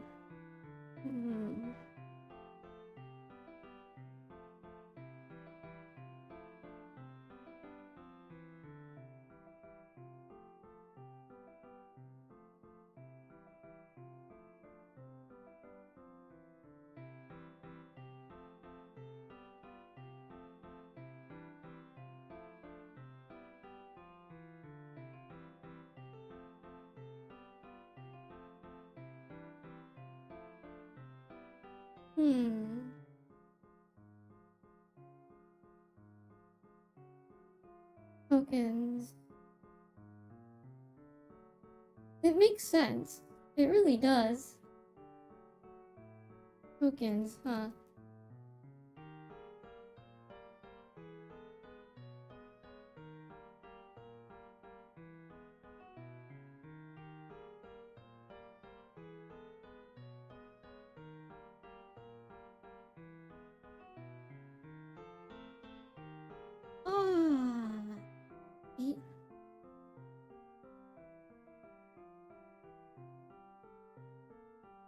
Goodness.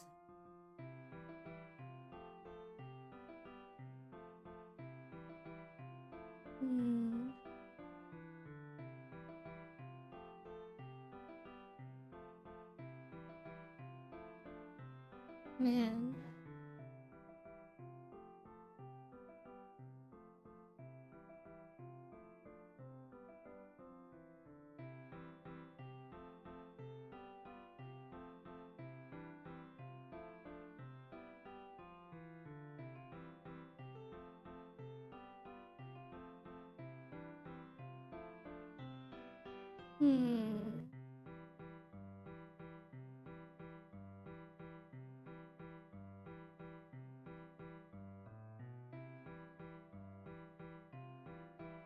Would it make more sense to like say on death, like, oh, this is well, yeah, you pay that mana, or you pay that energy, so like we can say it's like a 5 cost card. We can say it's like a 5 cost card, but on death, right, you pay 3, right? And you have a cost right here. So it's like you won't ever really play this card unless you have 8 or so mana, but you could play it when you have less than that, right? And so you can trigger its on death ability for 3 mana, or 3 energy, right?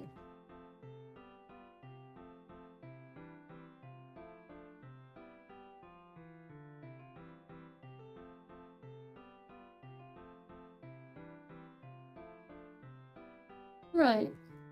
So it's a 5 mana summon, but it's a 3. Well, it's a 5 energy summon, but it has a 3 cost extra effect.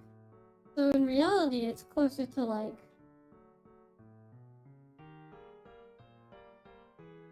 I don't know.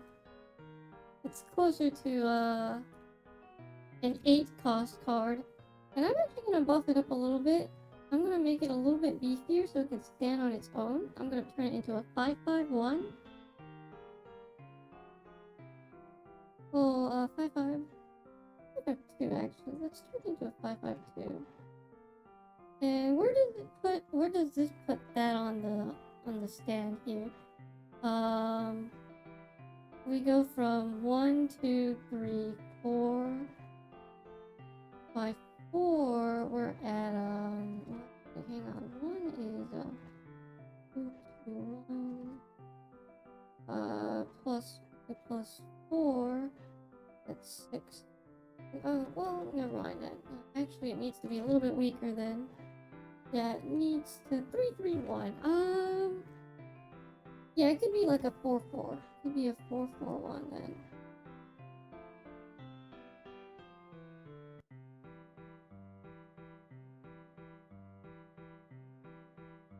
We turn it into a 4, 4, 1.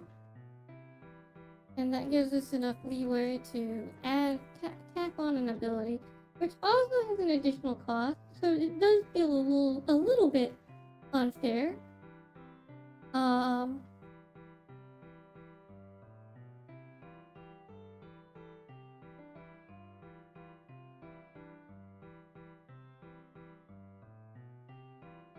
On the reanimate,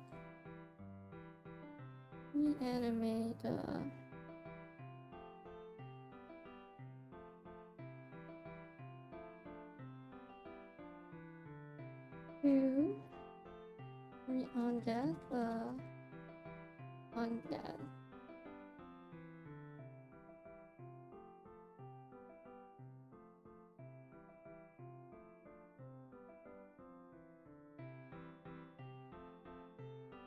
Up to 3 times. Huh. Wait, that doesn't work either. Because if you're going to die and you're gonna reanimate, you're already paying the cost, right? So I don't think we need this. Yeah, I don't think we need this then.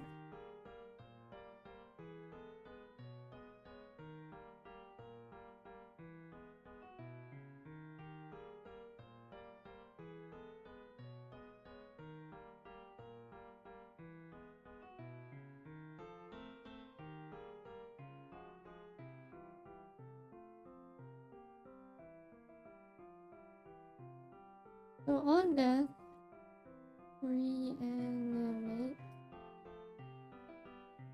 2, 2, 3, 5.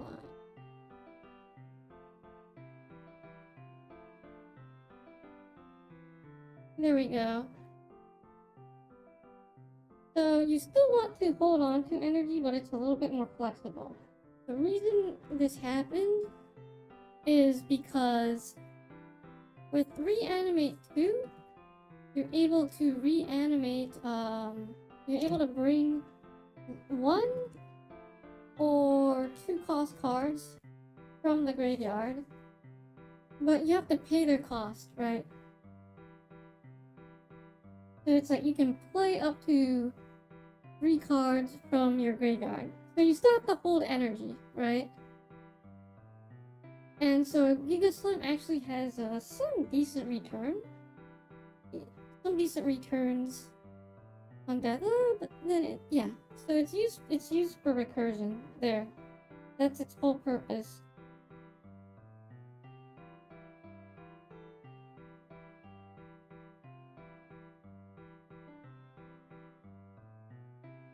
Yeah.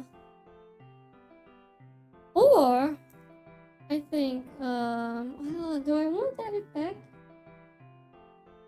I was gonna say or play or draw or no. Or from your hand, right? Or play a card from your hand. But if you do that, then you've already done that then, yeah. So there's really no point in doing. Well, actually no, there is a point. Because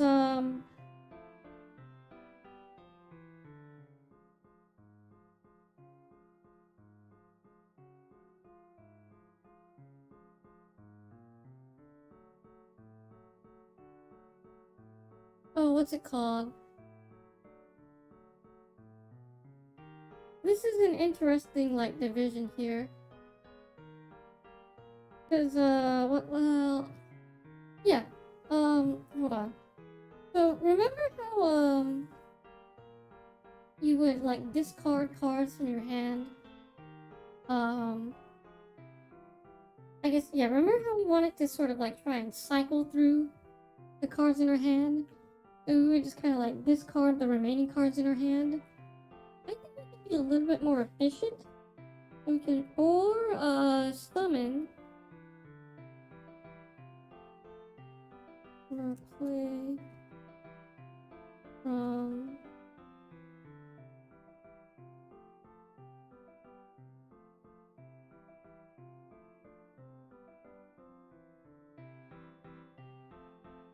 or play from hand.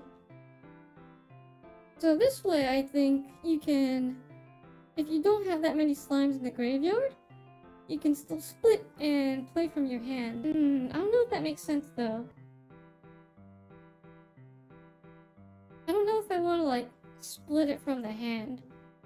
Because like the hand is still like technically a summon you still haven't used yet. Nah, it's just gonna be a fat reanimate. It's gonna be reanimate. That just makes sense. So on death you split and you just kind of like recurse from like 4 lesser slimes. Okay. Yeah, that's a pretty solid card. Then what else do we have here?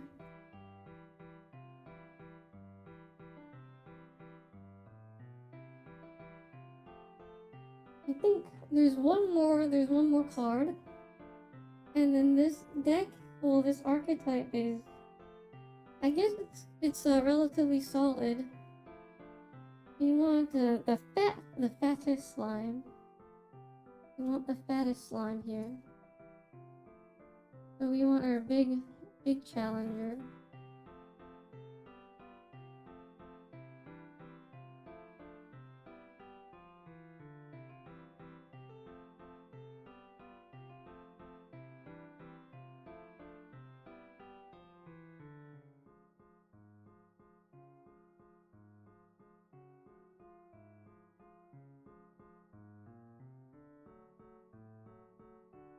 Oh, and then, well, actually, wait. Probably 2 more cards, actually. So we have the slime stack. Which is, it's gonna be 3, right? It's gonna be like a whole bunch of slimes stacking up together.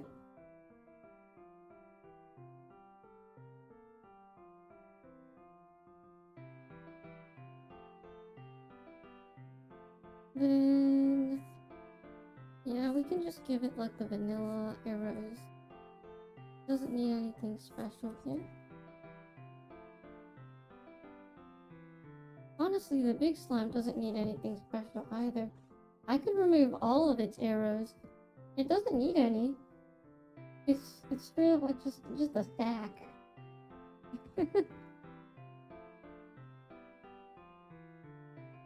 The slime stack, I think.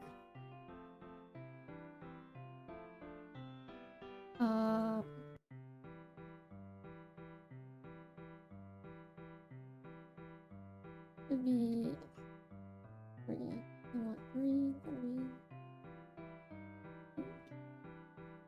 Yeah, 3, 3, 2. And then the 3 cost, so technically it should be 4, 4, 1, 2.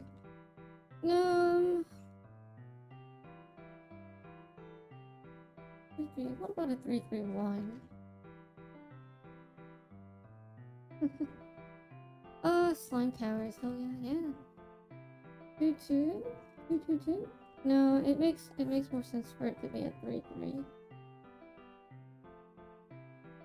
3, 3, 1. No, 3. It has to be a 3, 3, 2. The stack has more mobility, right? It can have a little bit more speed. Uh-oh. Oh, no, I guess it's fine. I know most creatures will have... Most summons will have 1 speed. I don't foresee, like, a speed going beyond, like... Honestly, I don't foresee a speed going beyond, like, maybe 5. Like, even having 2 or 3 speed already puts you at a pretty high advantage. So, like, 5 is probably with, like, buffs.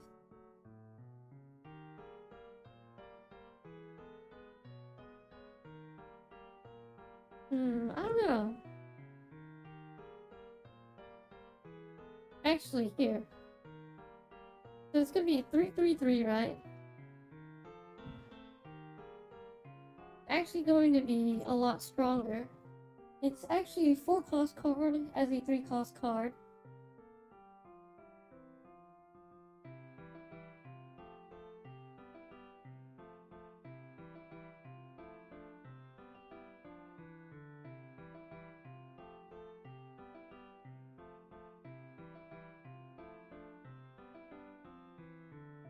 And we're gonna say you need to sacrifice 1 slime to summon.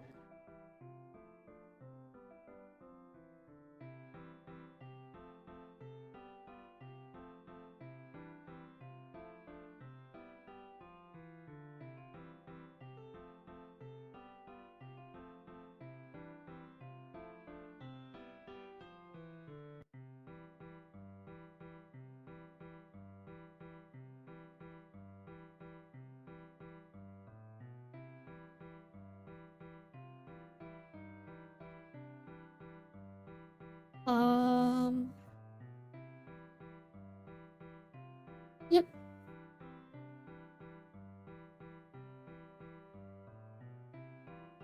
See, here's the cool thing, I think.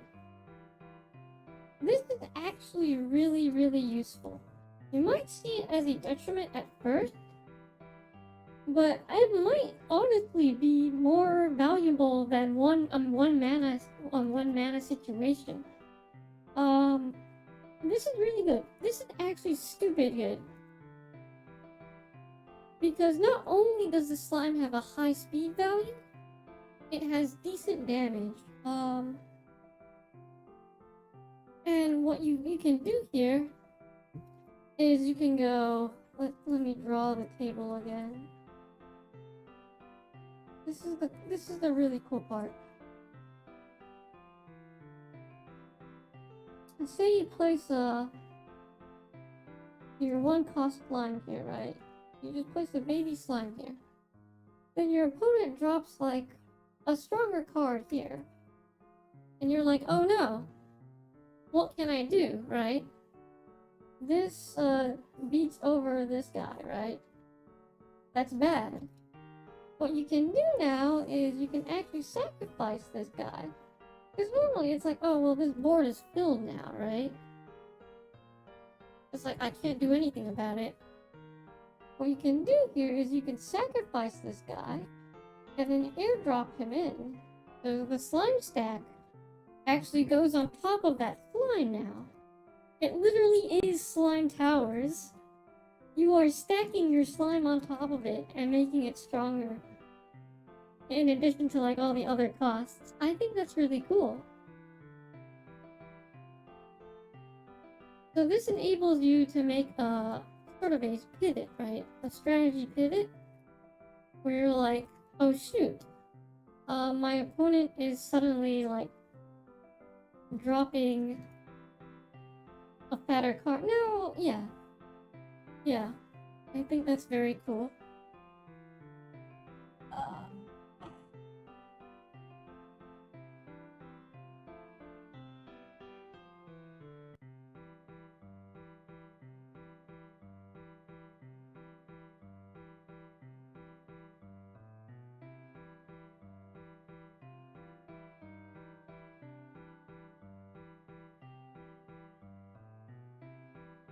Oh, and for the big slime, right?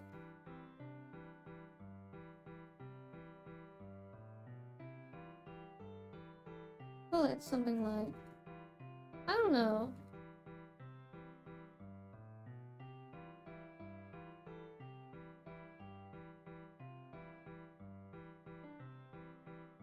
Ultra Giga Slime.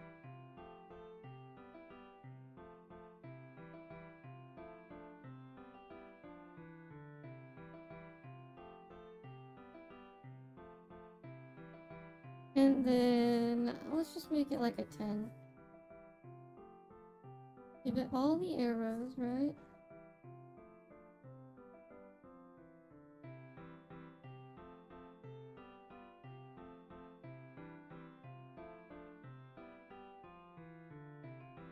And oh, this is so cool. Hang on, this is gonna be so cool.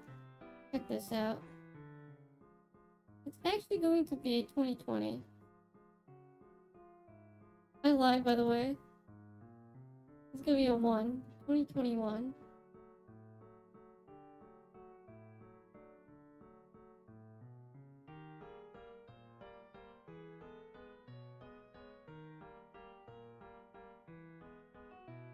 And the detriment is this card takes up the entire board. This card takes up the entire board. So you can drop a fat 2020 for 10 energy, but it's the only card you can put on that board. So yes, I lied, I'm sorry. I did return the big fat KO card. It's there. It demands answers. I'm sorry. It's there. It's back, and it's evil. It's a big fat wall of a monstrosity.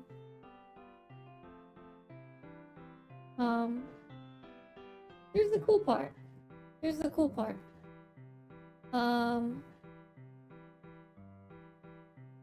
It takes up the entire board. You can't make it stronger directly, right? You can't make it weaker. Well, I mean, you can make it. Your opponent can make it weaker. Your opponent can make it stronger. And, it only attacks once per turn, right? Well, what's the rule for that, actually? It engages in combat. Well, hang on. Wait.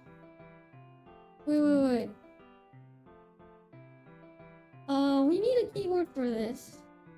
I think it's, large. There's large and then there's giant. I think it's, Kaiju? Kaiju.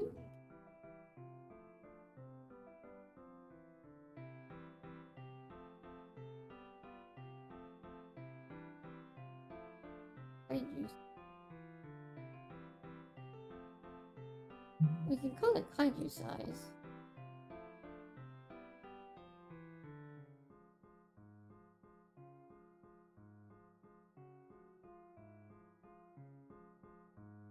Yeah. Kaiju size, right? The card takes up the entire board. And then it does combat once it beats up every card. Every opponent's card, right? But the cool thing here is that it's like it acts as a board wiper, but it also acts as a oh yeah, it kind of acts like a board wiper when you think about it. Because you drop this fat guy on there, and your opponent hopefully maybe has either removal or they just kind of get their board wiped. And if they, well, yeah.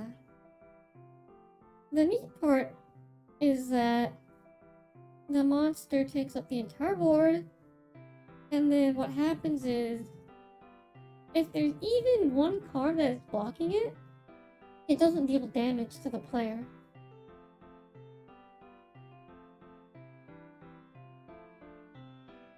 So there's that too. It's just really there. It's a fat thing. Big fat thing. I like it. I like this one.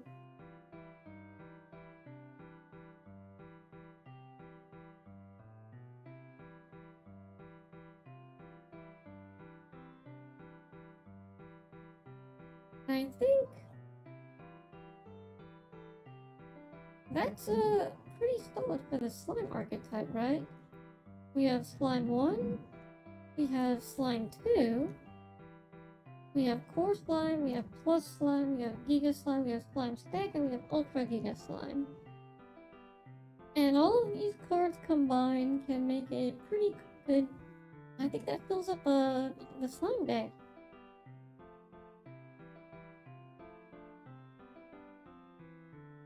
Yeah. I guess maybe if there's anything, I might do like an accelerate slime. Like a speedy slime. So that slime gives like extra speed.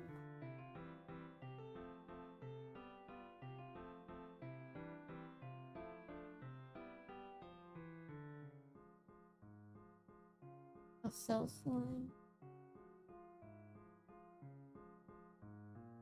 And speed.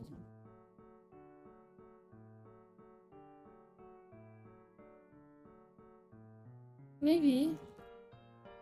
So if we have that, you can sort of juggle, hey, do I need more speed to outspeed my opponent?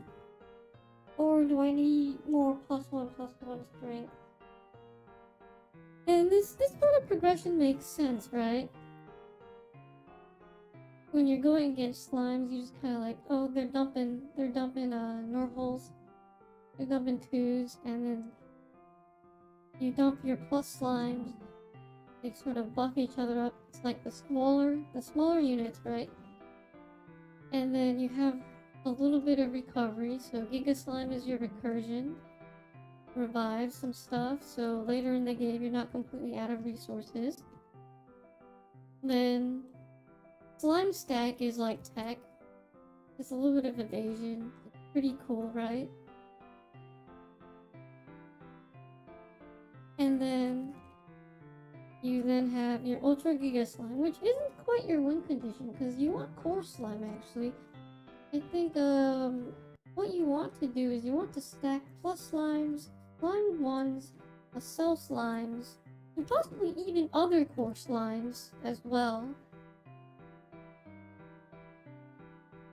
Because these cards will make up a good number of your deck, right? Yeah, I think this is very solid.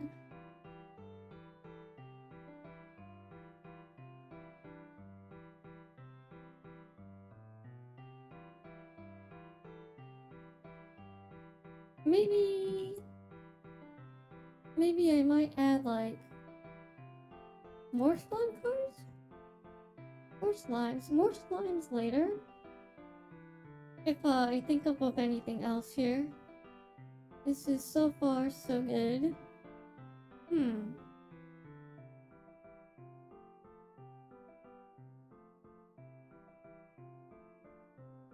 Yeah.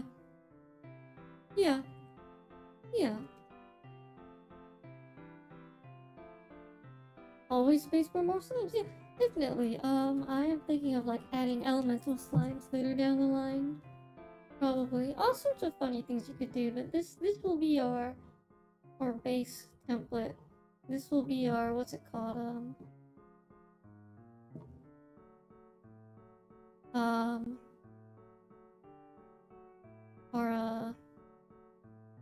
What do you call it again? Oh!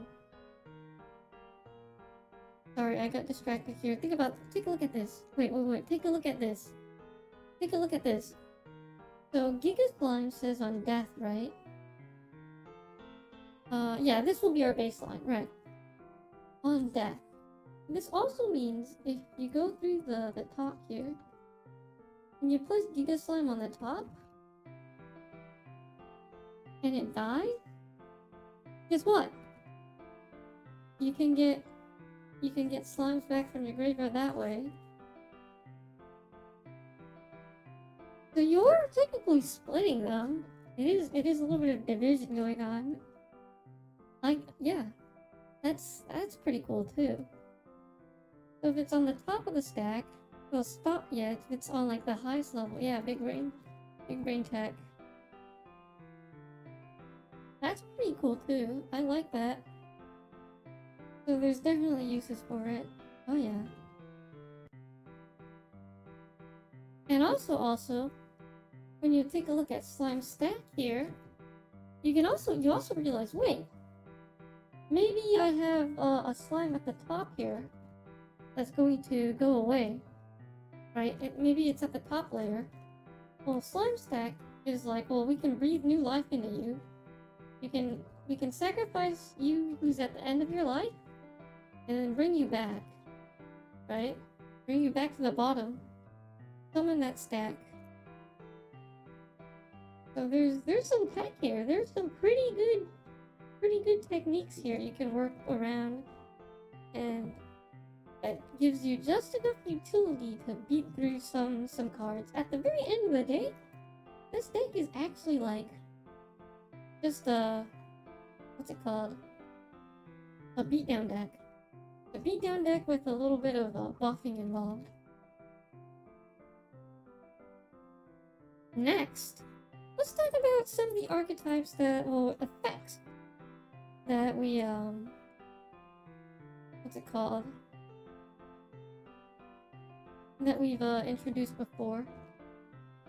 Right here. These guys. Bottom heavy, time travel, shuffle, space shuffle, experience. Ooh, shoot, yeah, with experience, I don't know how how do we work that? Because we might actually need counters after all. Dude. Oh. I don't want to introduce counters, though.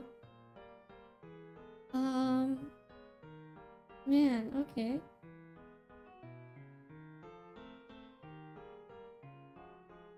How do we do this?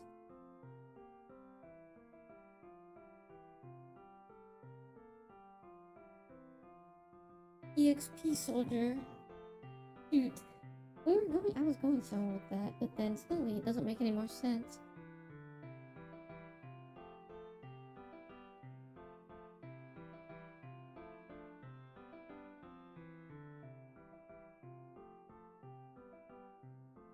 I guess? Yeah, it really is similar to, like, the level 4, level 7, like, swordsman or whatever, like the level up swordsman from Yu-Gi-Oh! And I think it's like, if this card survives a battle, then you can just kind of cheat out the next card. But in our case, we don't have like, oh, cheat out the next card sort of deal. We have, you still have to pay a cost. So, how do I approach this? I do want them to get stronger over time. We don't have counters, which is a little bit weary. We might have to introduce them, but there's already so many mechanics in here.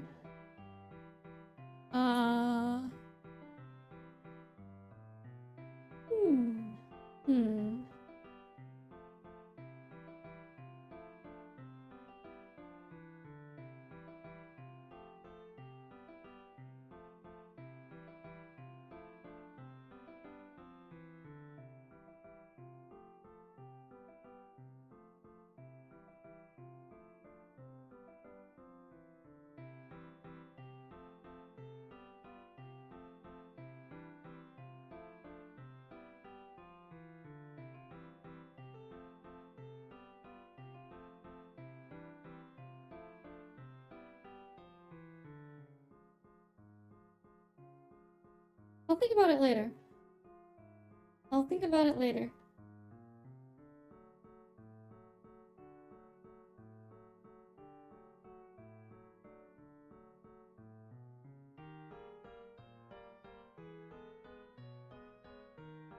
Next up, I guess, is, probably relocation.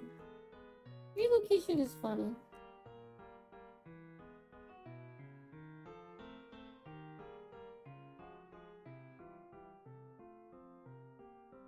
Because you can just move from any spot on your board You'd be like, oh, well, I don't pay that cost and hop over.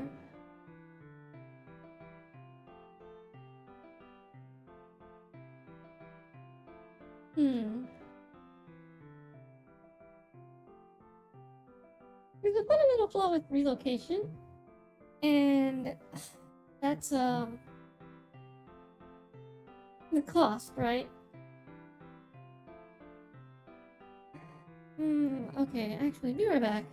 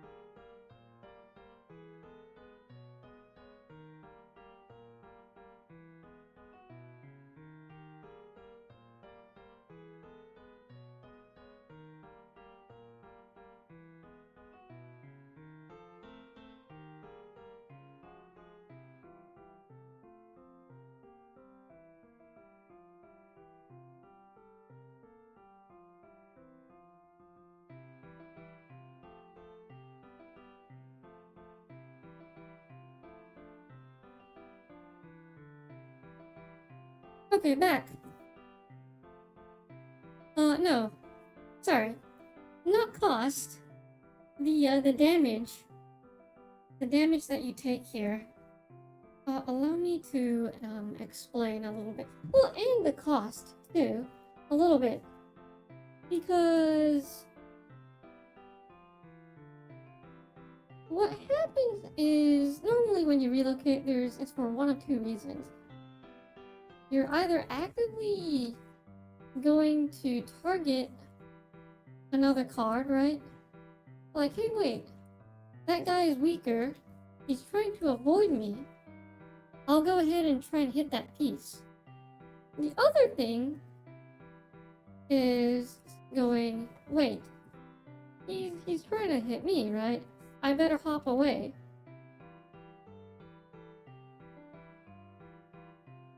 Now, the issue with this is that, when you hop away, you're gonna take damage. You're going to take damage from that now. Of course, your opponent also takes damage from you, from this card, because it's not blocked anymore. But, you're taking more damage between this sort of exchange, right? Like, wait a second. Well, I mean, I guess that, well, this also means that relocation has to be like a relatively cheap cost, right? It's like going to be usually like a one cost ability. Because there is no way in the world where you go, wait, I'm going to pay two energy to relocate, right? No. If you're going to do that, it's like, well, I might as well, you know, play a fat 2 card from my hand, right? I might as well play a blocker that way. That's Or I might as well dish out more damage that way. Because instead of bouncing away, I could just play a bigger card to the side and be like, gotcha. So there's that too. I guess the key thing here is that this is self-relocation. So self-relocation is relatively cheap. There's uses to it, but it's not entirely, like, too great. The one reason I can see relocation being a little bit more expensive is if it's, like, for, like, a really big card. But then it's like, well... Because... in a similar vein, right? It's like, okay, I have, like, my fat 10-10, my opponent, well, 10-10-1 or whatever, my opponent just drops, like, a 1-1-1 blocker, or whatever. It's like, oh, well, that doesn't do any damage, right? Instead of playing, like, oh, well, I'm going to go ahead and pay 2 energy to play my fat card here, well, to play, like, a 2-2, or, like, a 4-4, or like a 3-3 here, 3-3-1 at your face. Instead of doing that to the side, right? I can just say, well, I'll spend 2 mana to 2 energy to just kind of bypass that, which makes sense. But of course, like, your opponent can then answer to you with like, oh well, I'll just drop another guy over here, right? But at the same time, you're probably hopping between places where it discourages your opponent from, like, building too big of a board, right? Then at the end, it's like, oh, well, yeah. You can play games with that. It also lets you preserve these cards. Okay, so relocation maybe 2 costs for bigger cards, right? Maybe, right?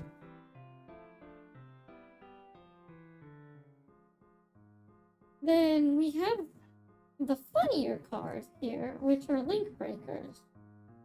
This is relocation other. So we need 2 different names for this, right? But this one has to be at least 2 or more.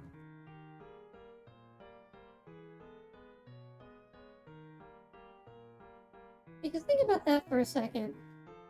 Let's say your opponent has their board set up all nice, right? They're like, oh, I have all my key pieces linked together. And you're like, no! You don't actually have them linked. Let me just take your centerpiece and move it. You are now not linked. What does that do? That ruins their entire board. That's beautiful. I like that a lot. But it has to have a strong cost to it. So there's that. And I think I like that a lot. Yeah, it definitely has to be more expensive.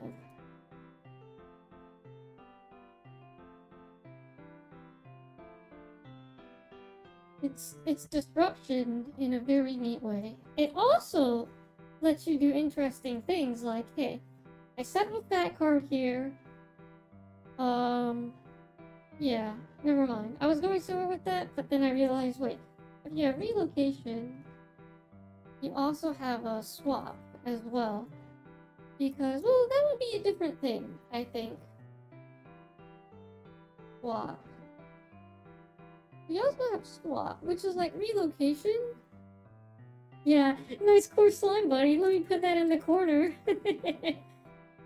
Yeah. Oh, that's beautiful. Those are some beautiful, yeah, beautiful ability. Just the disruption that it causes is great.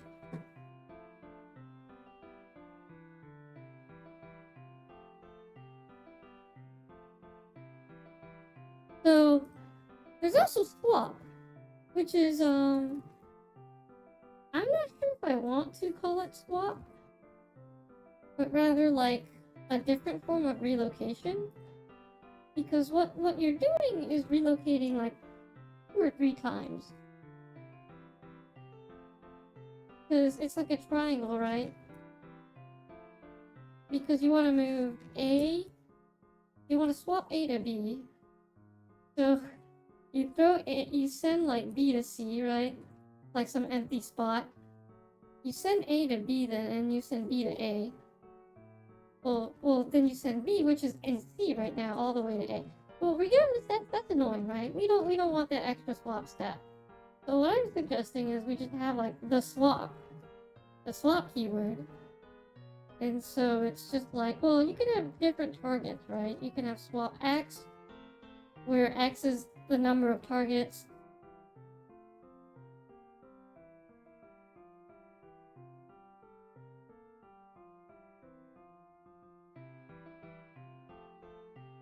And then what happens here is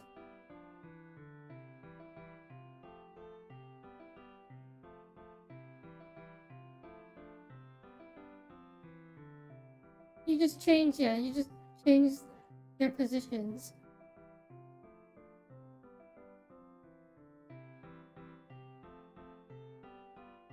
Yeah. And then I think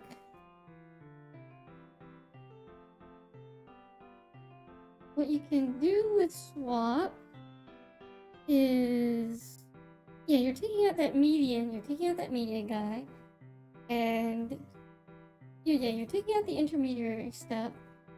Then you're able to just kind of change. You're changing their locations, so they have to be in places where they already were. It's interesting, but like when I think about it from that perspective, it's not very useful. No, I don't think we need swap. Because what's the point, right? Think about it for a second. Because usually what happens is you have this board, and you have 2 guys that are linked to each other. The only way the swap disrupts their link is if their arrows, like, don't have the opposite side.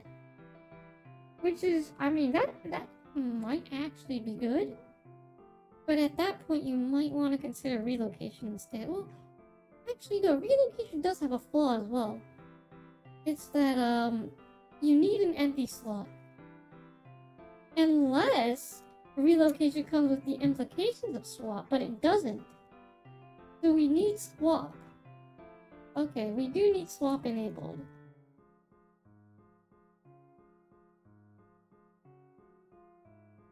So swap needs to be enabled no matter what.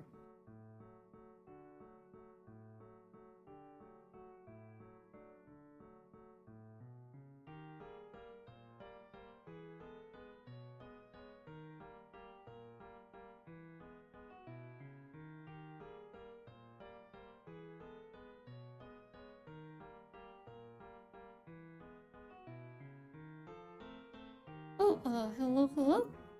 Not this. Welcome, we're talking about card games and making one. Or at least, designing one. Where was I? Right, so swap has to exist. Swap has to exist if we want to cover most of our bases. And it's like relocation, I think. Oh, shoot, but like, I guess it has to be like a same field. Same field condition, right? You have to swap from the same field. And then I think for the cost, I'm thinking maybe like, I don't want to say, I guess 2 is okay, right?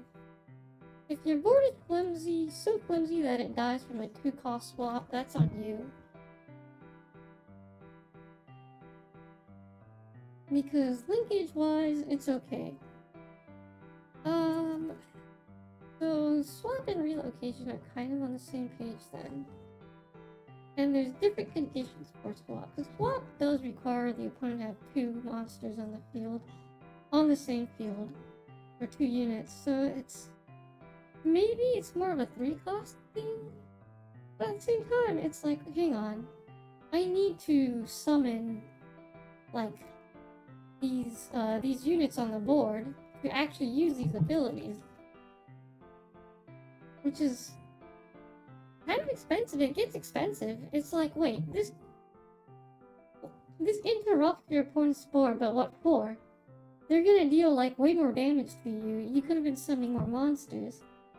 So in that sense, this shouldn't be the only ability that you, well, this shouldn't be like the only gimmick that you run. Unfortunately, it would be really cool if it was viable. But I guess not. Not quite.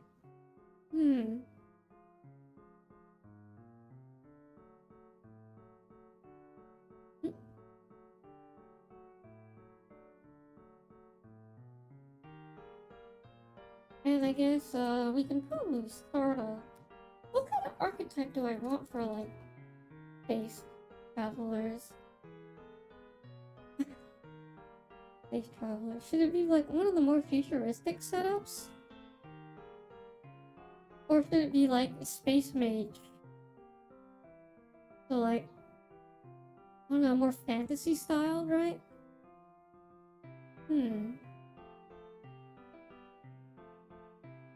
What do you think? Should it be more fantasy style, or should it be less what's it called? Futuristic or fantasy? I don't know, we can probably do with both, right? We can have like a little bit of relocation for futuristic cards. We could have a little bit of the space cards. Well, for the fantasy, like Space Mage. But this means that these are just mechanics. We're just going to have to slap them on the right cards. Right themes. Kinda similar with a little bit different from Slime. But similar, right? The Slime it's a theme first and an effect second. But I think we should go with that approach. I don't want to make like a I guess, well, no. It's also finding the right archetype to actually fit your attacks that you think are cool. It goes both ways. It does go both ways. So let's start with like the max stuff then. Because I'm thinking a really cool space card here.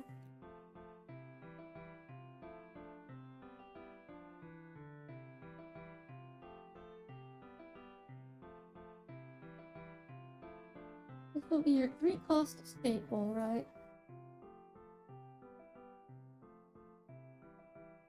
I don't have a good name for it, right? I don't have a good name for it right now.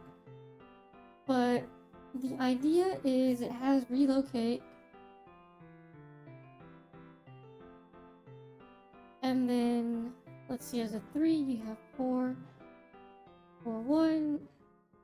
Make that a 3, 3, 2. So you're a solid 3, 3, 2 card, right?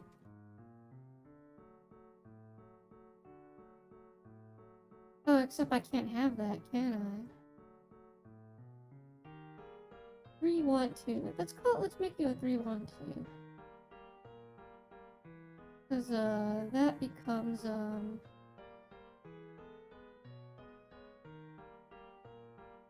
4, 4, 1, 3, 3, 2. And then it would be 2, 2. Yeah, okay. Here. So we have relocation, high speed, right? Well, at least decent speed, but apparently not faster than, the slime stack. But that's where you get to relocate yourself. So you can relocate yourself and deal 3 damage.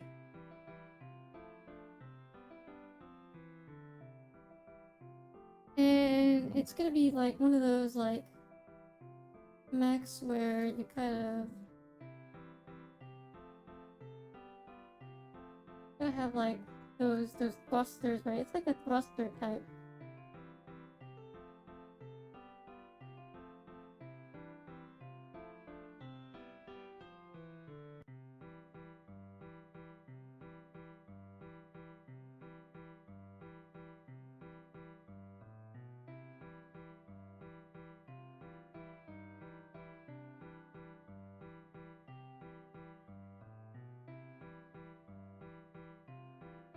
So it's got those, like, I don't know, cool wings or blasters, right? I think, I want more of those, like, a fancy kind of cylinder. Yeah, this thing.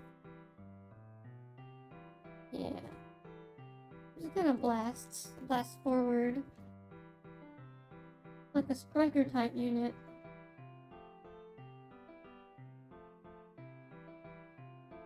With like a lance or something. A lance wielding mech with like a fat spear.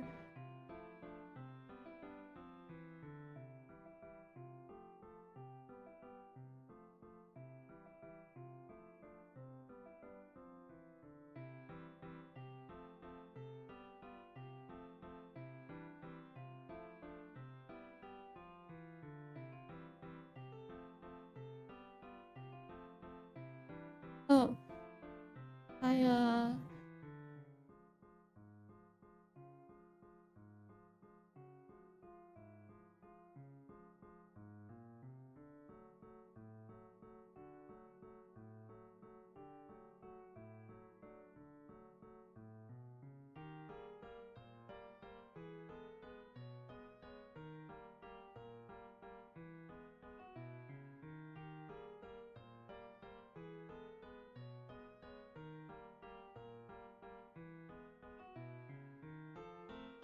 There we go.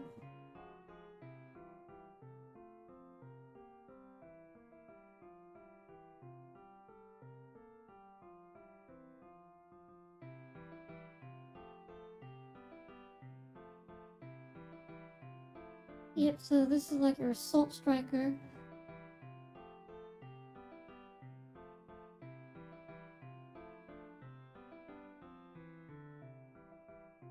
And then...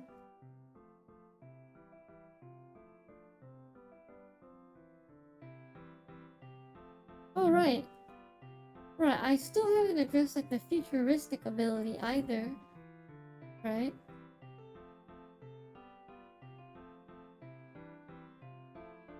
So futuristic is actually an interesting trait. So this is a trait that gives you +2. Well, it gives you, what is it?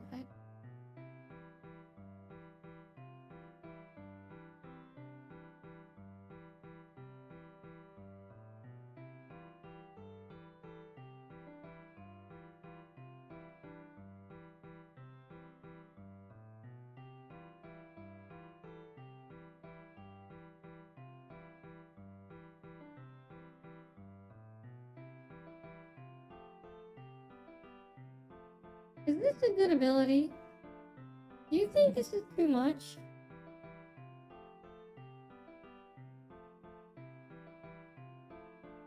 Oh. Okay. Yeah, is that too much? Because suddenly... Well, I guess it makes sense, right? It only has so much lifeline on it. It's only gonna stay in the board for like one turn.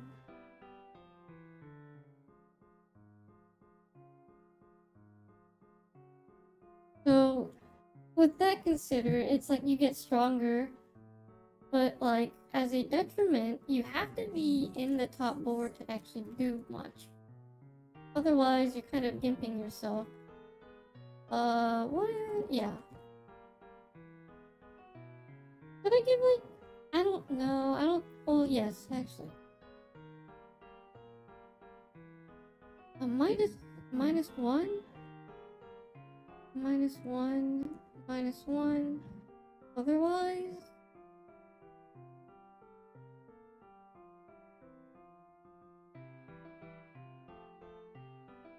-1, otherwise. Okay.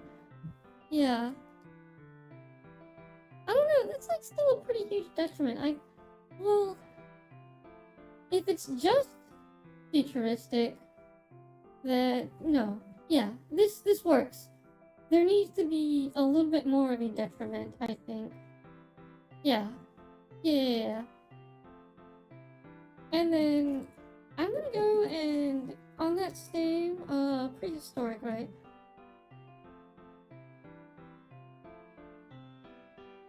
We're gonna have the prehistoric trait, right? And this is actually going to be a little bit stronger. So it's going to be a +3. Well, no, it's fine. It can be +2/+2. Never mind.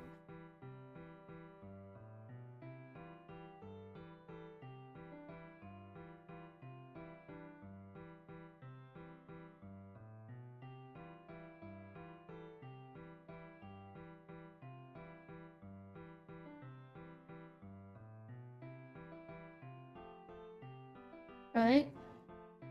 There. I think that makes sense.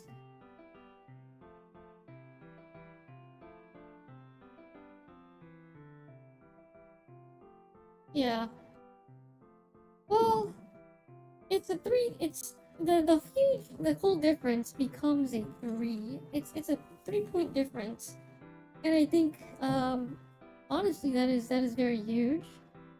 So that should be a very huge incentive, I think, to actually play in your designated board.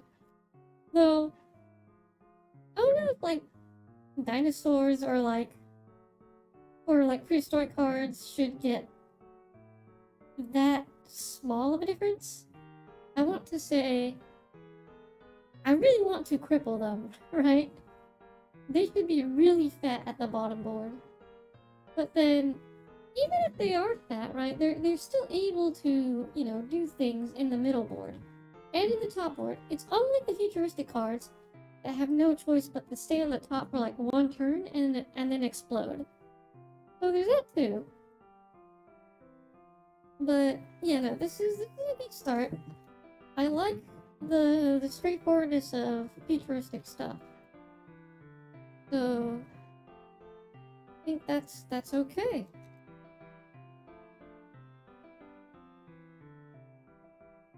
Yeah, Assault Striker. It really is actually like when you think about that, it's a solid like what is it? 4 mana or 4 energy to just hit your opponent for 5 damage. And 5 damage is pretty high actually, because it's a quarter of your opponent's life points. So even if it doesn't stay on the board for that long, it's pretty darn good. That's a pretty darn good card. That's pretty powerful. In fact, that might be your ace. It's just, I think that's very solid. And 2 speed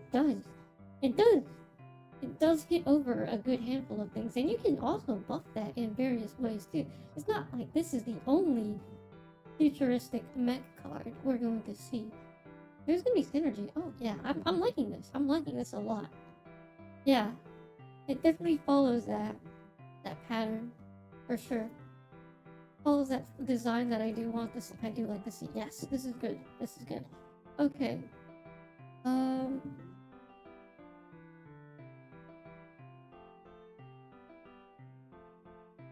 I guess that will be all for today.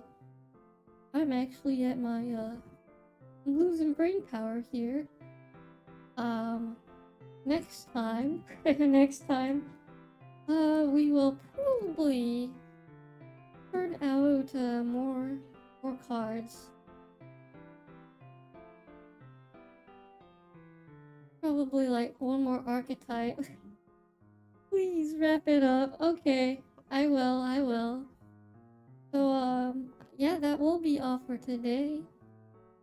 I've been your host, Not, and wherever you are, have a good rest of your day. おつのでした。